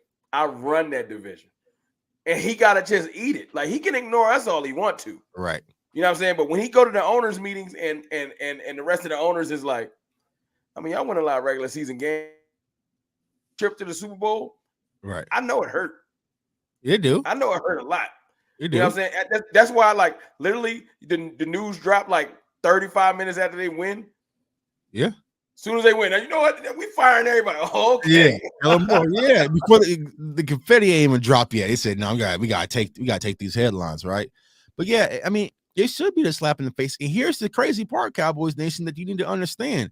That window in the NFC East is closing, not just Philly, like the Giants and the Commanders or whatever their name is this week. They're literally like one quarterback away from really like leapfrogging us. You know what I'm saying? Not even necessarily. The quarterback don't even got to be better than Dak because, quite frankly, I still don't think Jalen Hurts is a better quarterback. Right. I mean, but he's having a better year. Right. But not these last two games. I've been watching and taking notes. Yeah. He having a real humble playoffs, but they winning, so it don't matter. Right. That's why I said yesterday, everybody want to jump down my throat. Dak can't throw for 120 yards in a playoff game. I don't care what we win by. Right. I don't. We would have been like, "What was that?" Right. Facts. You know, Dak threw for 225 against the Lions, and we won. And they were like, "Oh, dink and dunk, Dak." Yeah, dink and dunk. For 1 point, and that'd be funny if you take that 30-yard catch that wasn't real away. He threw for under 100 in a whole game. Right. Dak threw for 300 his rookie season versus Green Bay. Like, so he can't win the big game. Oh my God. It was like, look, I mean, I get it. You know what I'm saying? It's just the star comes in there. Different rules. You know what I'm saying? So, but yeah, the Cowboys got work to do, man. And if they sit on their hands, I feel like now that Philly kind of showed it, the Giants, they got some draft picks. You know what I'm saying? A lot of people are thinking like, bro, we can do this too. Like, started from the bottom now a year. Like, that's going to be the whole mentality in the NFC. And it's going to be a lot of other teams, being aggressive. We're going to kind of be sitting there. I dare them to not be aggressive this year. We're going to mess around and finish fourth. Yeah. Well, definitely. We'll finish fourth. And then there's the conversation about getting our new quarterback. Boom. There it is. You know what I'm saying? Like, It's already started, bro. People look. I've talked to some fans today that are okay with the $80 million hit, bro. Like, just go draft a quarterback. Crazy. Stupid. If you take the $80 million hit, you gonna have me out there. They might not be able to afford me. I'm petty because he got the no trade clause. So if you're willing to trade him and he agrees on a trade, he absolutely gonna go to a good situation. Right. Y'all send him away if y'all want to. Yeah. I'm gonna be a closet fan of that team. Like, all right. I might not wear no jerseys, but I'm a root for somebody while we in the doldrums for the next 4 years. You mess around, go to Seattle, and you be like the Patriots or something. You know what I'm saying? Like, because proper coaching is not. Look, I've never been. I told Tuck and I told you, DMV. I'm not trying to say that Dak Prescott is Patrick Mahomes or Joe Burrow or Herbert or any of these dudes that got the wild cannon. Right. But once you know what you're dealing with, you got to coach to that. You know what I'm saying? Right. Yeah. And we just refuse to because, but I guess to Tuck's point, maybe that's by design. Maybe they just want them out of there, but they don't want to say it. Yeah. Go fix it. Go, you know what I'm saying? Like, here, you the man, go fix it. You know what I'm saying? Like, that's their thought process. Like, not. I wonder what they're gonna complain about when Dak gone though. The next quarterback. It's gonna just be that simple. Like, because they're gonna have to complain about something. I refuse to believe that as soon as Dak leaves, we gonna all join hands and kumbaya and everybody gonna be happy. Like, I don't believe it. No, they're gonna blame Micah. It's gonna be Micah. I already said that. Dog, it's gonna be Micah, bro. I already see it now, dog. The contract's gonna be stupid. Somebody gotta get blamed. The Cowboys, the fan base can't live without blaming. So when Dak's gone, there's no way that all these haters, all these weirdo profiles is going, I'm gonna put my regular picture up. I'm happy now. Nah, appreciate you, Zachary, with $2. It'll be Micah and Diggs. We should never pay Diggs all that money. He only had 1 year. He got all those interceptions. He wasn't worth it. He gets beat too much, doesn't tack. Micah doesn't get enough sacks anymore. He didn't deserve that type of value. You know, like, Cowboys fans do not want y'all to get paid. Like, you don't like nice they'll be things, pissed at me one day when they see me on ESPN get my money. Like, Jay took the like, whatever. Bro, it's almost like but Pope, hide the money, Pope. You got to find your happiness in this in this game. Just it can't be drawn from the fans because the fans they don't want to be happy. Y'all guys are right. I don't even have no rebuttal to that. You're right. Once Dak's gone, they're gonna just find someone else. Oh yeah, We could have I bet you if we had Patrick Mahomes, they would complain about him sometimes. Oh, they complain about it. Oh, we can't win because his brother and his wife. I literally heard somebody say that once before. Here's the crazy part, y'all. Y'all know I live here. I was literally at a Giants game last year recording a blog for my YouTube channel when the Chiefs and the Giants were playing. They were actually kind of going back and forth.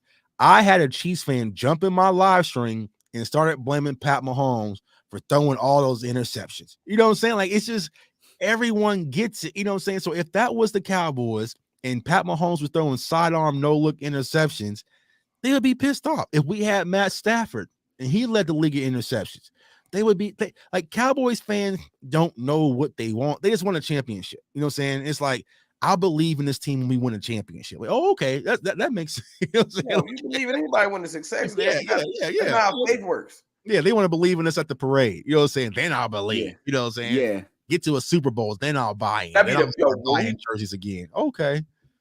When we're winning, though, that'd be the most frustrating thing. Like when we go on those little mini win streaks during the year, it'd be the people that be in the front the loudest that make me the maddest. Because I'm like, yo, when we was having a little struggle, you was quiet. Quiet. Yeah. Yeah. I'm sure you see it. You see it in person. Oh, yeah. I ain't even been down there. Yeah. Oh, bro. Yeah. Oh, yeah. They hella quiet. You know what I'm saying? Like, but, you know, I digress, man. It's a lot of work that needs to be done from top to the fan base to the team. And I think this Cowboys organization is complete just demolish and rebuild, bro. Like, I just think the fans need to rebuild. Yeah, facts, bro. Get some moxie, get some identity. If we all got to huddle up and come up with some theme songs and crazy thing is, what Mike going into year 3. So say this year is a wash, and then you rebuild. So no, Mike on year 7. Yeah. Like, they gonna really throw his career in the trash? Talk about we gonna rebuild for 2 to 3 years? Yep. Welcome to Marcus Lawrence life. You know what I'm saying? Like, we've seen it. We've seen so many talented. Welcome to D Ware's life. That's what I said. Yeah, D Ware said, "I'm gonna get up with y'all and go get the Super Bowl." Yep. Yeah.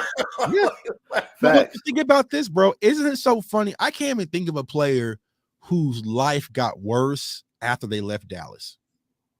Now I'm trying to think of this because I'm gonna do a video. Sam Hurd. That's about it. Sam Hurd was a trap guy. Think about this, bro. Look how much contention that Cheeto has been in since he left. Like, look at the type of games. And Brandon Carr got better. Brandon Carr, Cole Beasley, Scandrick even played in more competitive games. Jalen Smith, hell, he's winning playoff. You know what I'm saying? Like maybe Byron Jones. You know what I'm saying? But it didn't. At first, it wasn't that way. But I would say probably about right now. Yeah. Oh, someone said Taco. Yeah, Taco. The craziest thing is Taco got a ring. What you mean? Yeah. Taco got a Super Bowl ring in Kansas City. Yeah. So Taco got a ring. Craziest thing is this, though. They always say, I want to go somewhere that's about ball. Mm-hmm. And I feel like there's elements in our team that are about ball. Problem is that they're overshadowed. Like, I feel like Dan Quinn is really about ball. Right. I really do. I feel like a majority of our defense. Like Mike McCarthy is too. I think he is too. If they would just let the ball be about the ball and let, you know what I'm saying? If Jerry Jones came out and said, I'm falling back, I'm going to let them do that. I'm going to do the marketing. I think we would be fine. Yeah.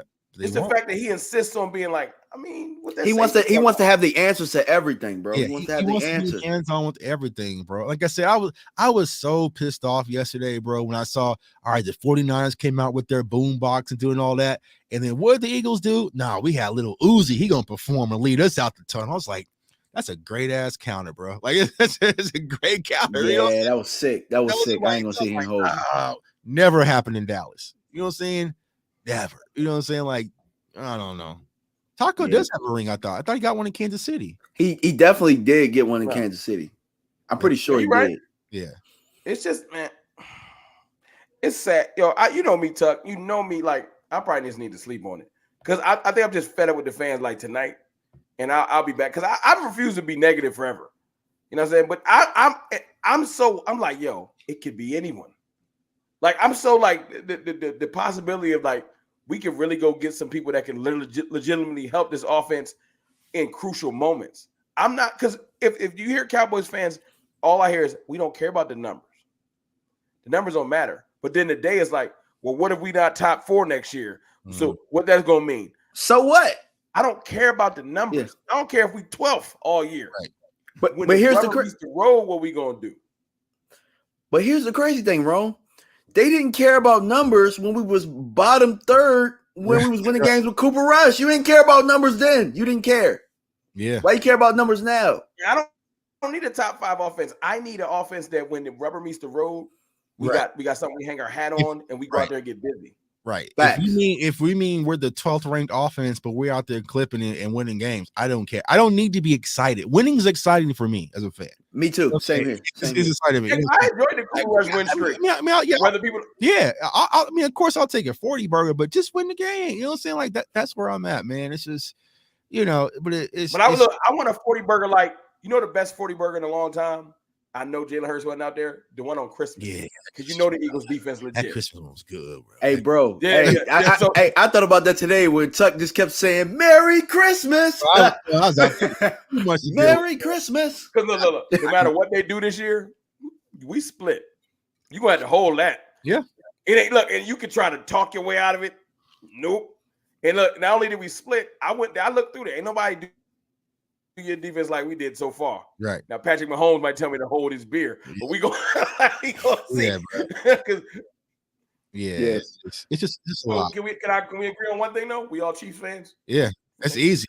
Hey, dog, easy. I already told Chiefs fans, I was like, listen, these next 2 weeks I'm a Chiefs fans. Like Pat Mahomes brought me a Whataburger. I got one across the street from my house, one across the street from my job. I just need one more favor, and I promise I'm a little let them go. When I'm a humble Chiefs fan, I don't want to do nothing but be able to just say, you thought you had one, did you? That's all. I've been telling Chiefs fans, they're like, oh, Tuck, you can't be a Chiefs fan. Like, listen, y'all gonna need me versus the Eagles fans. Like, y'all gonna need me. Like, you know what I'm saying? Like, y'all gonna need my Thanos gauntlet. So, but we'll see, bro. But I'll tell you one thing, though. I thought they was gonna be. I was more annoyed with them during the year. As annoying as I thought the day was gonna be. I think it was more so because I've been so focused on how aggravating the Kellen Moore thing has been.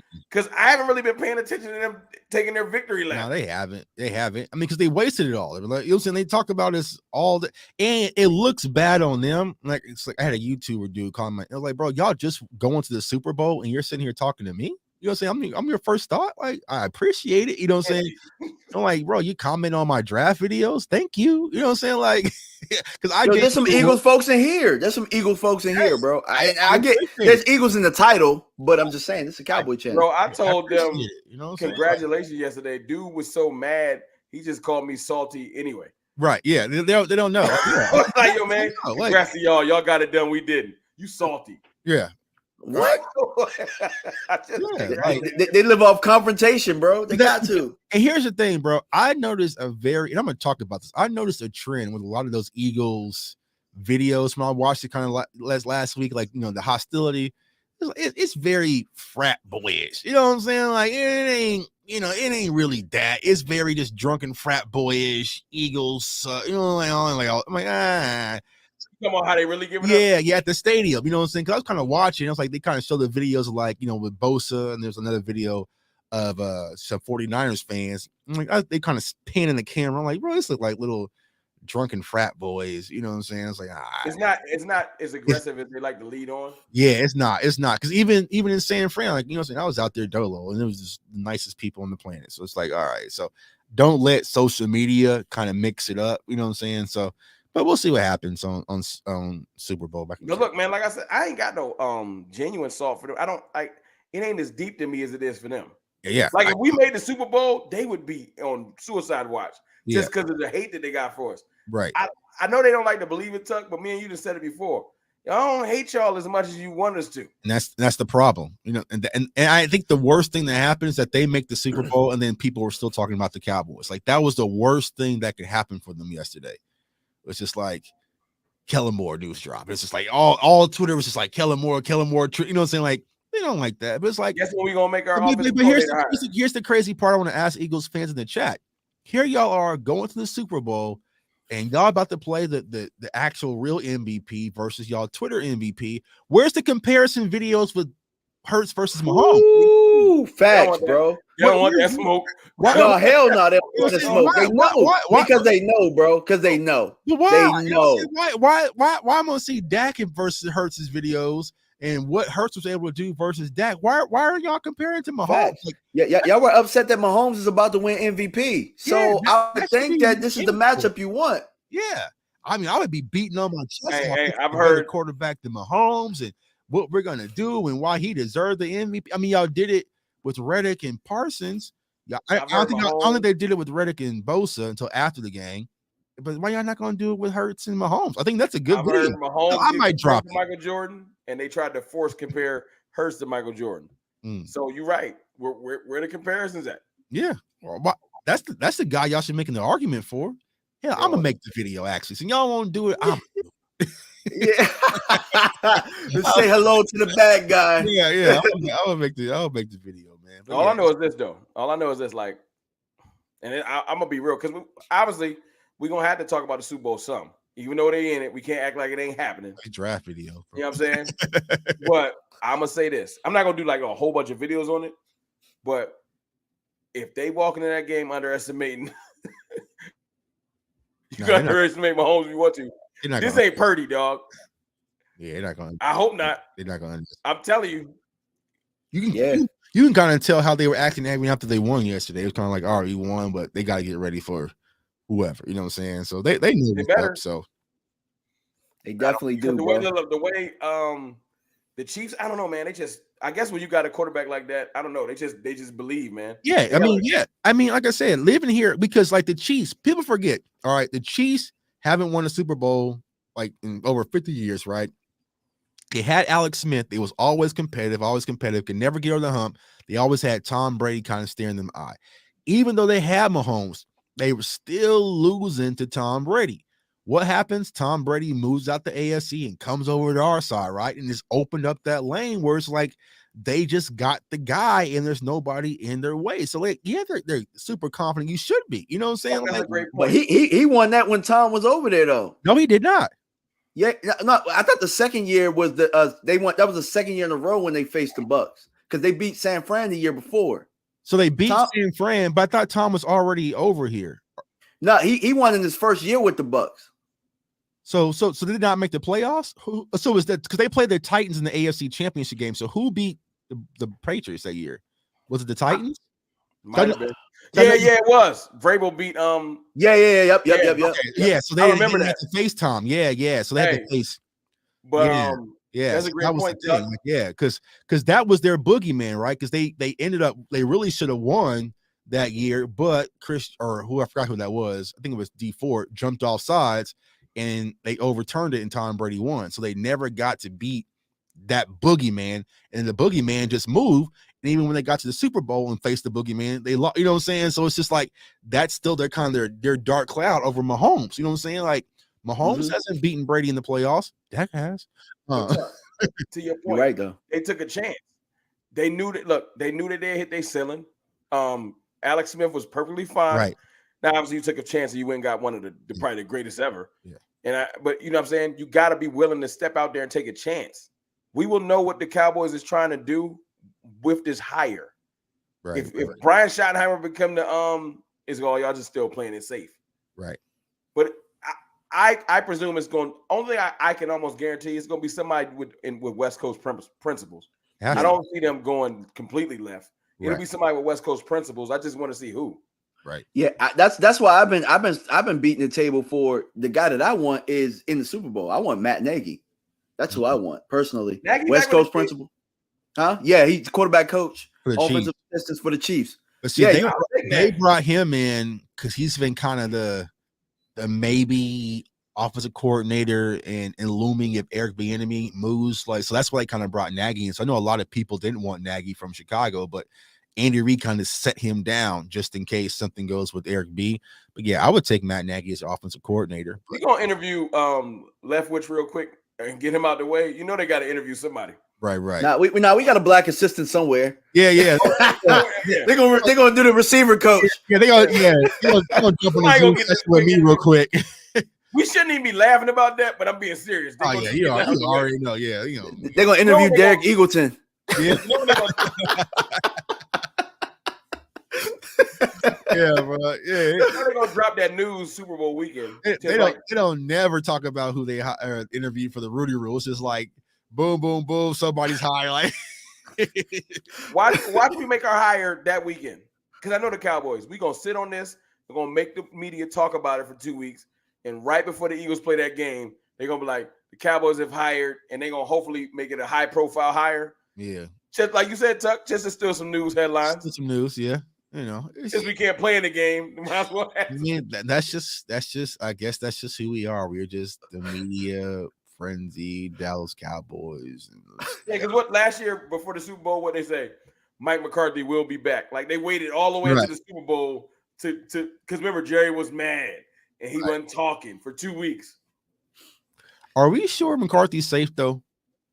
I don't think he's safe. I think he's safe now. But I still think he got a year. I thought he bought himself a year. Gotta be fired. Like I ain't trying to hate on McCarthy, but I'm not opposed to change. If you're gonna fire McCarthy though, you got to get it popping. You got to bring it. And the reason why is, man, when they fired his right hand man and Rob Davis, like that was kind of, you know what I'm saying? Like, bro, you fired my right hand assistant. Like, what is he? It's like some Game of Thrones shit. Yeah, like people were starting getting X'd off. That was just kind of wrong. You know what I'm saying? So like, why would you get rid of my guy? You know what I'm saying? Why?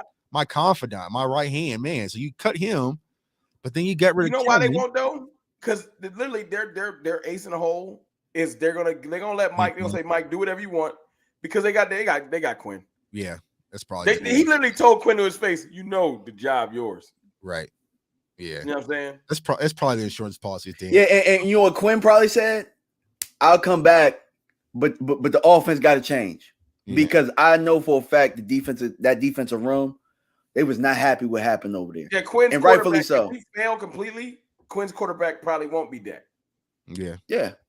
And in that case, they did it the right way. That's how it goes, right? You got to see what's with the coaching. And here's the real question: is Dak McCarthy's quarterback? You know, maybe not. Yeah, maybe he's not. And that's the thing, like he was kind of course he said, yeah, Dak's good. I came in the intent to coach Dak Prescott, but it's like my frustration when it comes to Mike McCarthy, I have never seen Dak and Mike McCarthy like this on the sideline. Not looking at no Surface tablet, not going back. Maybe they're gonna be hanging out You know now. what I'm saying? Like, yeah, so that's what I like about getting rid of Kellen Moore and the quarterback coach. Now you're connected to hit with Mike McCarthy. You know what I'm saying? So it's like if I was Big Mike and Dak, I'd be at the house with each other right now. Like, listen, it's over for both of us if this don't work out. We better figure it out. Quarterback guru who's coached Joe Montana, Brett Favre, Aaron Rodgers. Like, I need you with Dak Prescott, not Kellen. You know what I'm saying? Like that, and that was all my frustration. Like, bro, like Dak. I hope whoever they get in there, come in there. No disrespect to Dak. I hope whoever they get come in there and just tell Dak, shut up. You listening to me now. He needs someone who is holding Dak accountable. You know what I'm saying? Well, somebody got to hold him accountable now. He's going to be held accountable in order to prove that maybe he's not the guy. He should want to be held accountable, though. He should be humble right now. But who has? Like, he doesn't have a wide receiver that's going to do it. The offensive line's not going to do it. Defense is kind of – I've never seen Dak go in the back and forth with the quarterback coach or offensive coordinator. You know what I'm saying? Like, any of that, bro. They might have barked on Dak after that game, though. Mike was you throw interception and just get to walk back to the sideline. Nobody talks to you. Like, that's Mike and them might have let him have it, though, Tuck, in the locker room. We just right there. Yeah, facts, bro. Yeah, definitely, man. But look, Michael was fed up. Michael was about to give up the bag. Like, he was like, fact. He definitely was. That's what's funny to me about them. Like, hey, you need to pull back on that tweet. Yeah, like Micah was out here wilding for a day or two. Micah gonna be there. He gonna be something. That's what was funny to me about them talking about that Bengals player last night. I'm like, dog, y'all kind of did it too. Y'all just did it the Cowboy way. Right. Y'all did it the Cowboy way. You know what I'm saying? Yeah. But yeah, man, look, I promised y'all we wouldn't be on here too long, and shoot, we done went like 40 minutes. No, that's all good, bro. Like internet in and out. You know what I do? You know I come in. Yeah, I got that Kellen Moore internet. Check the numbers, bro. Check the numbers. Yeah, you need that speed test, bro. Hey, where's the bot at? Where's the bot? But yeah. Hey guys, one thing, but before we head out though, man, like what's one thing, like who's one coach that you want them to look at as far as an offensive coordinator? Haven't thought that much yet. I like my bad offensive prowess in itself. I really do think that he would thrive in a West Coast system. So it's kind of like that. So I think, but Joe Brady, isn't he West Coast? Like I want someone that's more so West Coast. I want Dak to have easy throws. Who's getting weapons? I'm so easy. Like when you get him mad and you like, I'm about to play on easy and win by 150. Right. Like that's what I want. I don't even want that. We've tried playing on all Madden. It ain't work. So, facts, bro. Them damn four verticals. You know that four vertical where they got the one going across the field. You got a lot of trips. You went on easy. Zeke can run a vertical. Beat Ramsey. I mean, I would be interested in Nagy. I know a lot of people are talking about Johnson from the Eagles as well. So there's some names out there. I don't know. We'll see. We'll see, where they really want to go. I don't think we should bring in a college coach. That's just a little too. Yeah, I heard that with the Georgia, that they was trying to bring in the Georgia offensive coordinator. Yeah, that's a little too green. I'm good. I'm good. I mean, so I would like to try to plug somebody, but it's going to be hard. You know what I'm saying? Just as long as he's not Schottenheimer, and it's not that I hate Schottenheimer. I just feel like that's the lazy approach. I think you need someone who's kind of young that can connect, though. You know what I'm saying? Like you don't want no old head. You don't want a repeat of Mike Nolan. You know what I'm saying? So you want some innovations, and what y'all want for offensive line coach? Like we got enough movement. Offensive line coach, offensive coordinator. It's a lot of movement that where our offense can really look crazy next year in a good way, but everybody want to be negative. I would bring Colombo back. But you say Colombo, I would bring Callahan back. Here's the thing: the guys that hated Callahan and pushed him out the building aren't here no more. Right. Good so point. We would get back to running the football, and he's a West Coast guy. You know what I'm saying? We 100% need to. That was our identity. Yeah, and that's what we hang our hat on as Tuck, like tradition wise, what the Cowboys is known for is running the ball. Yeah, and if we got somebody, it's not that. And I'm not trying to hate on Dak. Everybody should know that. But that's one of the best things you can do for a quarterback. Right. Well, here's the thing people have to understand. When a lot of people go with this Romo, Dak. We were building the run game to protect Romo. Like that's what we drafted Zeke for. That's when we were getting this big, hefty offensive line for, was to run the ball and take the pressure off of Romo. It just happened to fall into Dak's lap. You know what I'm saying? But that's what Zeke was for Romo. You know what I'm saying? Like, because they didn't want him throwing 40 plus times a game, man. I'm about to throw some gas on the fire. You know what Dak is. You see what they did with look, and but he's not him. Look, when did John Elway have his real success? Right. When they got Terrell Davis and they got that running game going. Get Dak Prescott his Terrell. I know, but you had Zeke. Well, he wasn't ready yet.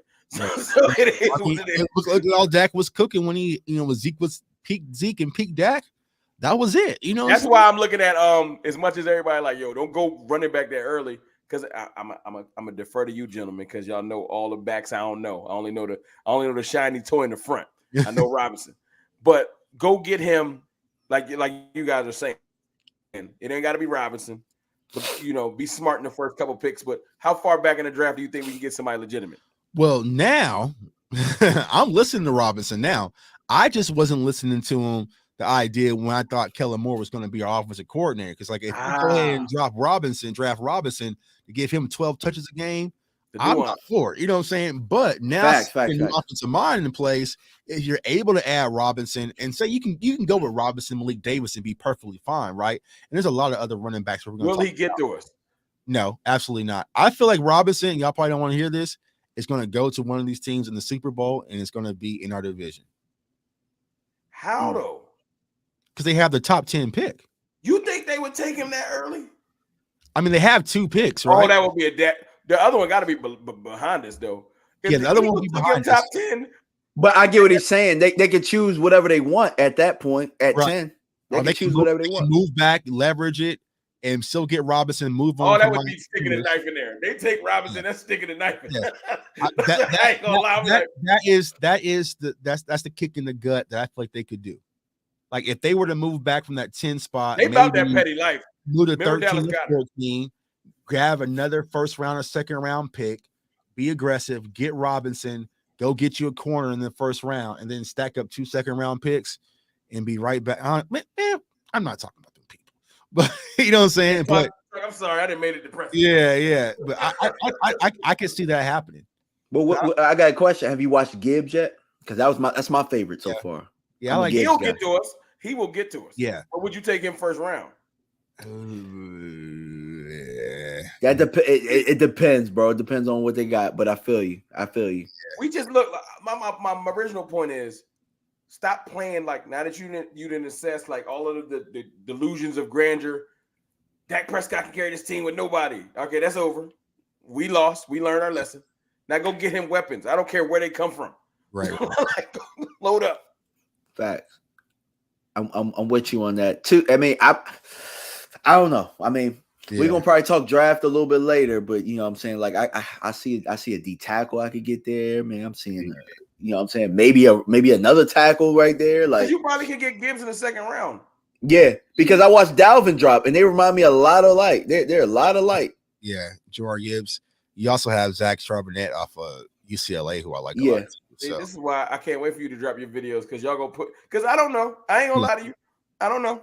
I'm already on it. So I dropped one banging warning shot today. So it's draft season around here. And that's how you gotta do, man. You gotta take a draft season gives me a break away from Cowboys BS. I can just get away from it. And just watch football, bro. And just be all in football. Yeah, absolutely. I definitely get it. Look, I'll be fronting too, like, cause like I'm not gonna like pay attention. But last year, when I did start digging in, that's when I fell in love with Jordan Davis, and then he went to the I know. That's what I'm saying, bro. That's why I'm like for Cowboys video fans. Back at like I think it was like one of my first draft videos. I was like, if we get Jordan Davis, it'll change everything. Yep. And this is my first time having like a pet cat, and of course. That's how it always falls, bro. That's how it always is. Trust me, Tuck, and shit, Elton. Shit, all our pet cats is with the damn Chargers. Yeah. And they knew Frank Kellen Moore. Yeah. Yeah. He's doggo. Yeah. Oh, I like what I'm watching y'all. I'm gonna put out some heat, and I'm gonna be right on y'all tail when like Who I need to watch? Who I need to look for? Yeah. I got you, bro. I got you. We loading the clip as we Tuck speak. me sending me small clips and like helping me because look, man, I'm learning. I ain't afraid to say it. I'm learning. It's a lot, man. Draft content's a lot, but I like DMV said it, bro. It brings me closer to the game. You still got Tuck. I ain't gonna release your secrets. You still got your connect though. Yeah, I got all my connects. I got more connects now. I'm connected. Yeah, I'm about to say, dog, he's connected up, bro. I ain't mad though. Yeah, we definitely will talk about that behind the scenes. Nobody mind y'all business. Yeah, mind y'all business. But yeah, man, look, I gotta end this show, bro, because we'll be here all night. I feel like we could talk all night, bro. And, you know what I'm saying? But yeah, hey, I appreciate y'all, man. Hey, drop where everybody can, find y'all and let everybody know too. Like if you have any work that you just did, or if there's something on the way. We start with Tuck. Yeah, man. Appreciate you, my guys, for having me on. You can follow me on all social media platforms at JTuck151. That's Twitter, Instagram, TikTok, everywhere. My YouTube channel is CFO Sports. So Cowboys Nation, we're getting heavy into the draft content. For those who do not know, I got to cover the NFL draft last year in Vegas. I'll be doing the same here in Kansas City. So be closer to the players, a lot of behind the scenes access, film sessions, interviews, all sorts of stuff. So definitely chime in for that. And then CFOsportstalk.com, the merch store, man. Appreciate all the love and support. Got new merch dropping, man. And we can keep this thing moving, Cowboys Nation. It doesn't stop. A lot of people like, Cowboys lost. Tuck's going to be quiet. Tuck's going to delete his account. Bro, I've been talking more than I was during the season. You know what I'm saying? So, yeah, that's just my arrogance as a Cowboys fans. I don't shut up for nobody. So, meet me at 6, and then maybe I'll be quiet. But till then, fact. I'm here. Yeah, man. Look, it's your boy, Mr. Rome, Cowboys Fan Talk. Follow me on Twitter for some ignorance, Cowboys_Fan Talk. Follow me on YouTube, Cowboys Fan Talk, where I'm trying to actually talk football and what we can do to improve this team, man. I appreciate you guys, man, because like I said when I first got on here, man, I was kind of down and out, man. Cowboys be draining you. So talking to y'all, I feel at least I don't feel as negative. You know what I'm saying? You spend too much time in them Twitter comments. You just yeah, bro. Yeah. Exactly. Just like I hit you up the other morning. I was just like, bro, like somebody's literally trying to tell me Dak can make this throw with Bosa in his face. Yeah. And Twitter's a different animal, y'all. You know what I'm saying? Like here it's different. You know what I'm saying? I need to get away from Twitter. That's all. Yo, bro, I just love the fact that like as much as Twitter, you can block people and all that. But I love that on YouTube, you could just delete someone's comment. That is so fun. Right. I be having people drop full essays in my comments and I just delete them sometimes. Right. I know they be mad. They be super long. And I be like, delete. I don't even read it. Right. Like it's so empowering to be like, yo, you can write it, but I don't have to even leave it there. Like that's so dope to me. I don't gotta block you. I can just delete your comments. Right. Yeah. It's so fun. I be doing that a lot. I wake up in the morning, like in all the negativity, I be like, delete. Right. I know the haters be like, you petty. You know? Right. Or if you leave them an okay period. Yeah, that's what's up. My favorite, especially on YouTube, man, is my go-to is thanks for watching, man. Thanks. They gonna watch. Yeah, thanks for watching. They gonna watch the whole thing too. One Eagles fan was like, I didn't watch. Well, thanks for commenting, bro. Thanks. You know what I'm saying? Like the haters watch better than the people that like you. I know, man. Oh, no, the bot found me on YouTube first. The bot. Yo, that dude you called a bot. He had a whole. I'm not no robot, bro. That dude you called a bot. That was the best response. He was so tight. Yeah, Tuck called him a bot first. Oh, he was so mad. Yo, I saw his anger through the keys. I called him a bot, then I blocked him. You know what I'm saying? Bro, he was like, I am a person. I was like, why is he so Dog, I kept quoting the joint. I kept posting it. I didn't know Tuck started that. I thought you started that DMV. He said, I'm not Nah, Tuck called him a bot first because he responded to something off of that. Because I responded to Tuck on something, and he just came in. He was like, "You bot." That might be the response for these dudes because he was mad because you didn't acknowledge him as a person. He was like, "I am not a bot." I was like, "I'm a real boy." Oh man, that's the problem, man. Like a lot of people on Twitter think like we're analysts, and I keep telling like, bro, I'm not no Clarence Hill or Calvin Watkins. Like, bro, I will embarrass you. Like, you know what I'm saying? So you come at me sideways, I'll meet you with that energy. Like, dude, today in the turtleneck. You know what I'm saying? I was like, bro, it's like you're a bad look. I was like, I cannot be as bad a look as that turtleneck you got on, fam. He's like, it's I'm trying to fire people up because that's my game. I'd be like, man, I don't want to take it there because people get emotional. Nah, but if you come at me sideways, bro. You come at me sideways, I'm gonna come at you sideways, fam. You know what I'm saying? He's like, it's a lot of turtleneck. I was like, bro, you can still look garbage and designer, fam. Like, you know, that don't work with me neither. Yeah, I don't care what it is. Well, it's like you need to take that shit back. Yeah. Yeah. You paid $500 to look garbage, bro. Like that's not a win, bro. But you know, I need to come out there with a draft with Tuck. That's what I need to do. Yeah, man. Hey, I'm out there, bro. I'm going. Come on out here, man. It's gonna be fun, man. So yeah, absolutely. Right, off camera. Before I start another conversation, off camera, I'm gonna ask you about it. All right, I got you. Yeah, I got you, bro. But yeah, man, appreciate everybody for tuning in, man. It was an extra long show today, but you know, sometimes when you got good stuff going, man, it goes longer. But you know, I'm gonna drop this outro, man, and we out, man. Peace. These are normally our phone conversations during the day. I can't feel the pain, I'm numb. All you say, to keep it real and stay 100 through the rain. I can feel there's something missing from your face. To keep it real and stay 100 in your veins. Put me in these boxes, still I'm tryna break away. I just roll it up and down some liquor for my pain. Thoughts inside my head, it's nightmares instead of some dreams. I've been tryna hold on to everything from the seams. Try to get it by any means. There's no accepting defeat with all this pressure that's on me. Trusting whenever I breathe, cause everything is on me. If everybody is down, I gotta pick up all the pieces. Yeah. I can't fall, cause I do it for my daughter, so she can make it farther. Ain't worry about your comments, cause I believe in karma. No time for your bullshit or any petty drama.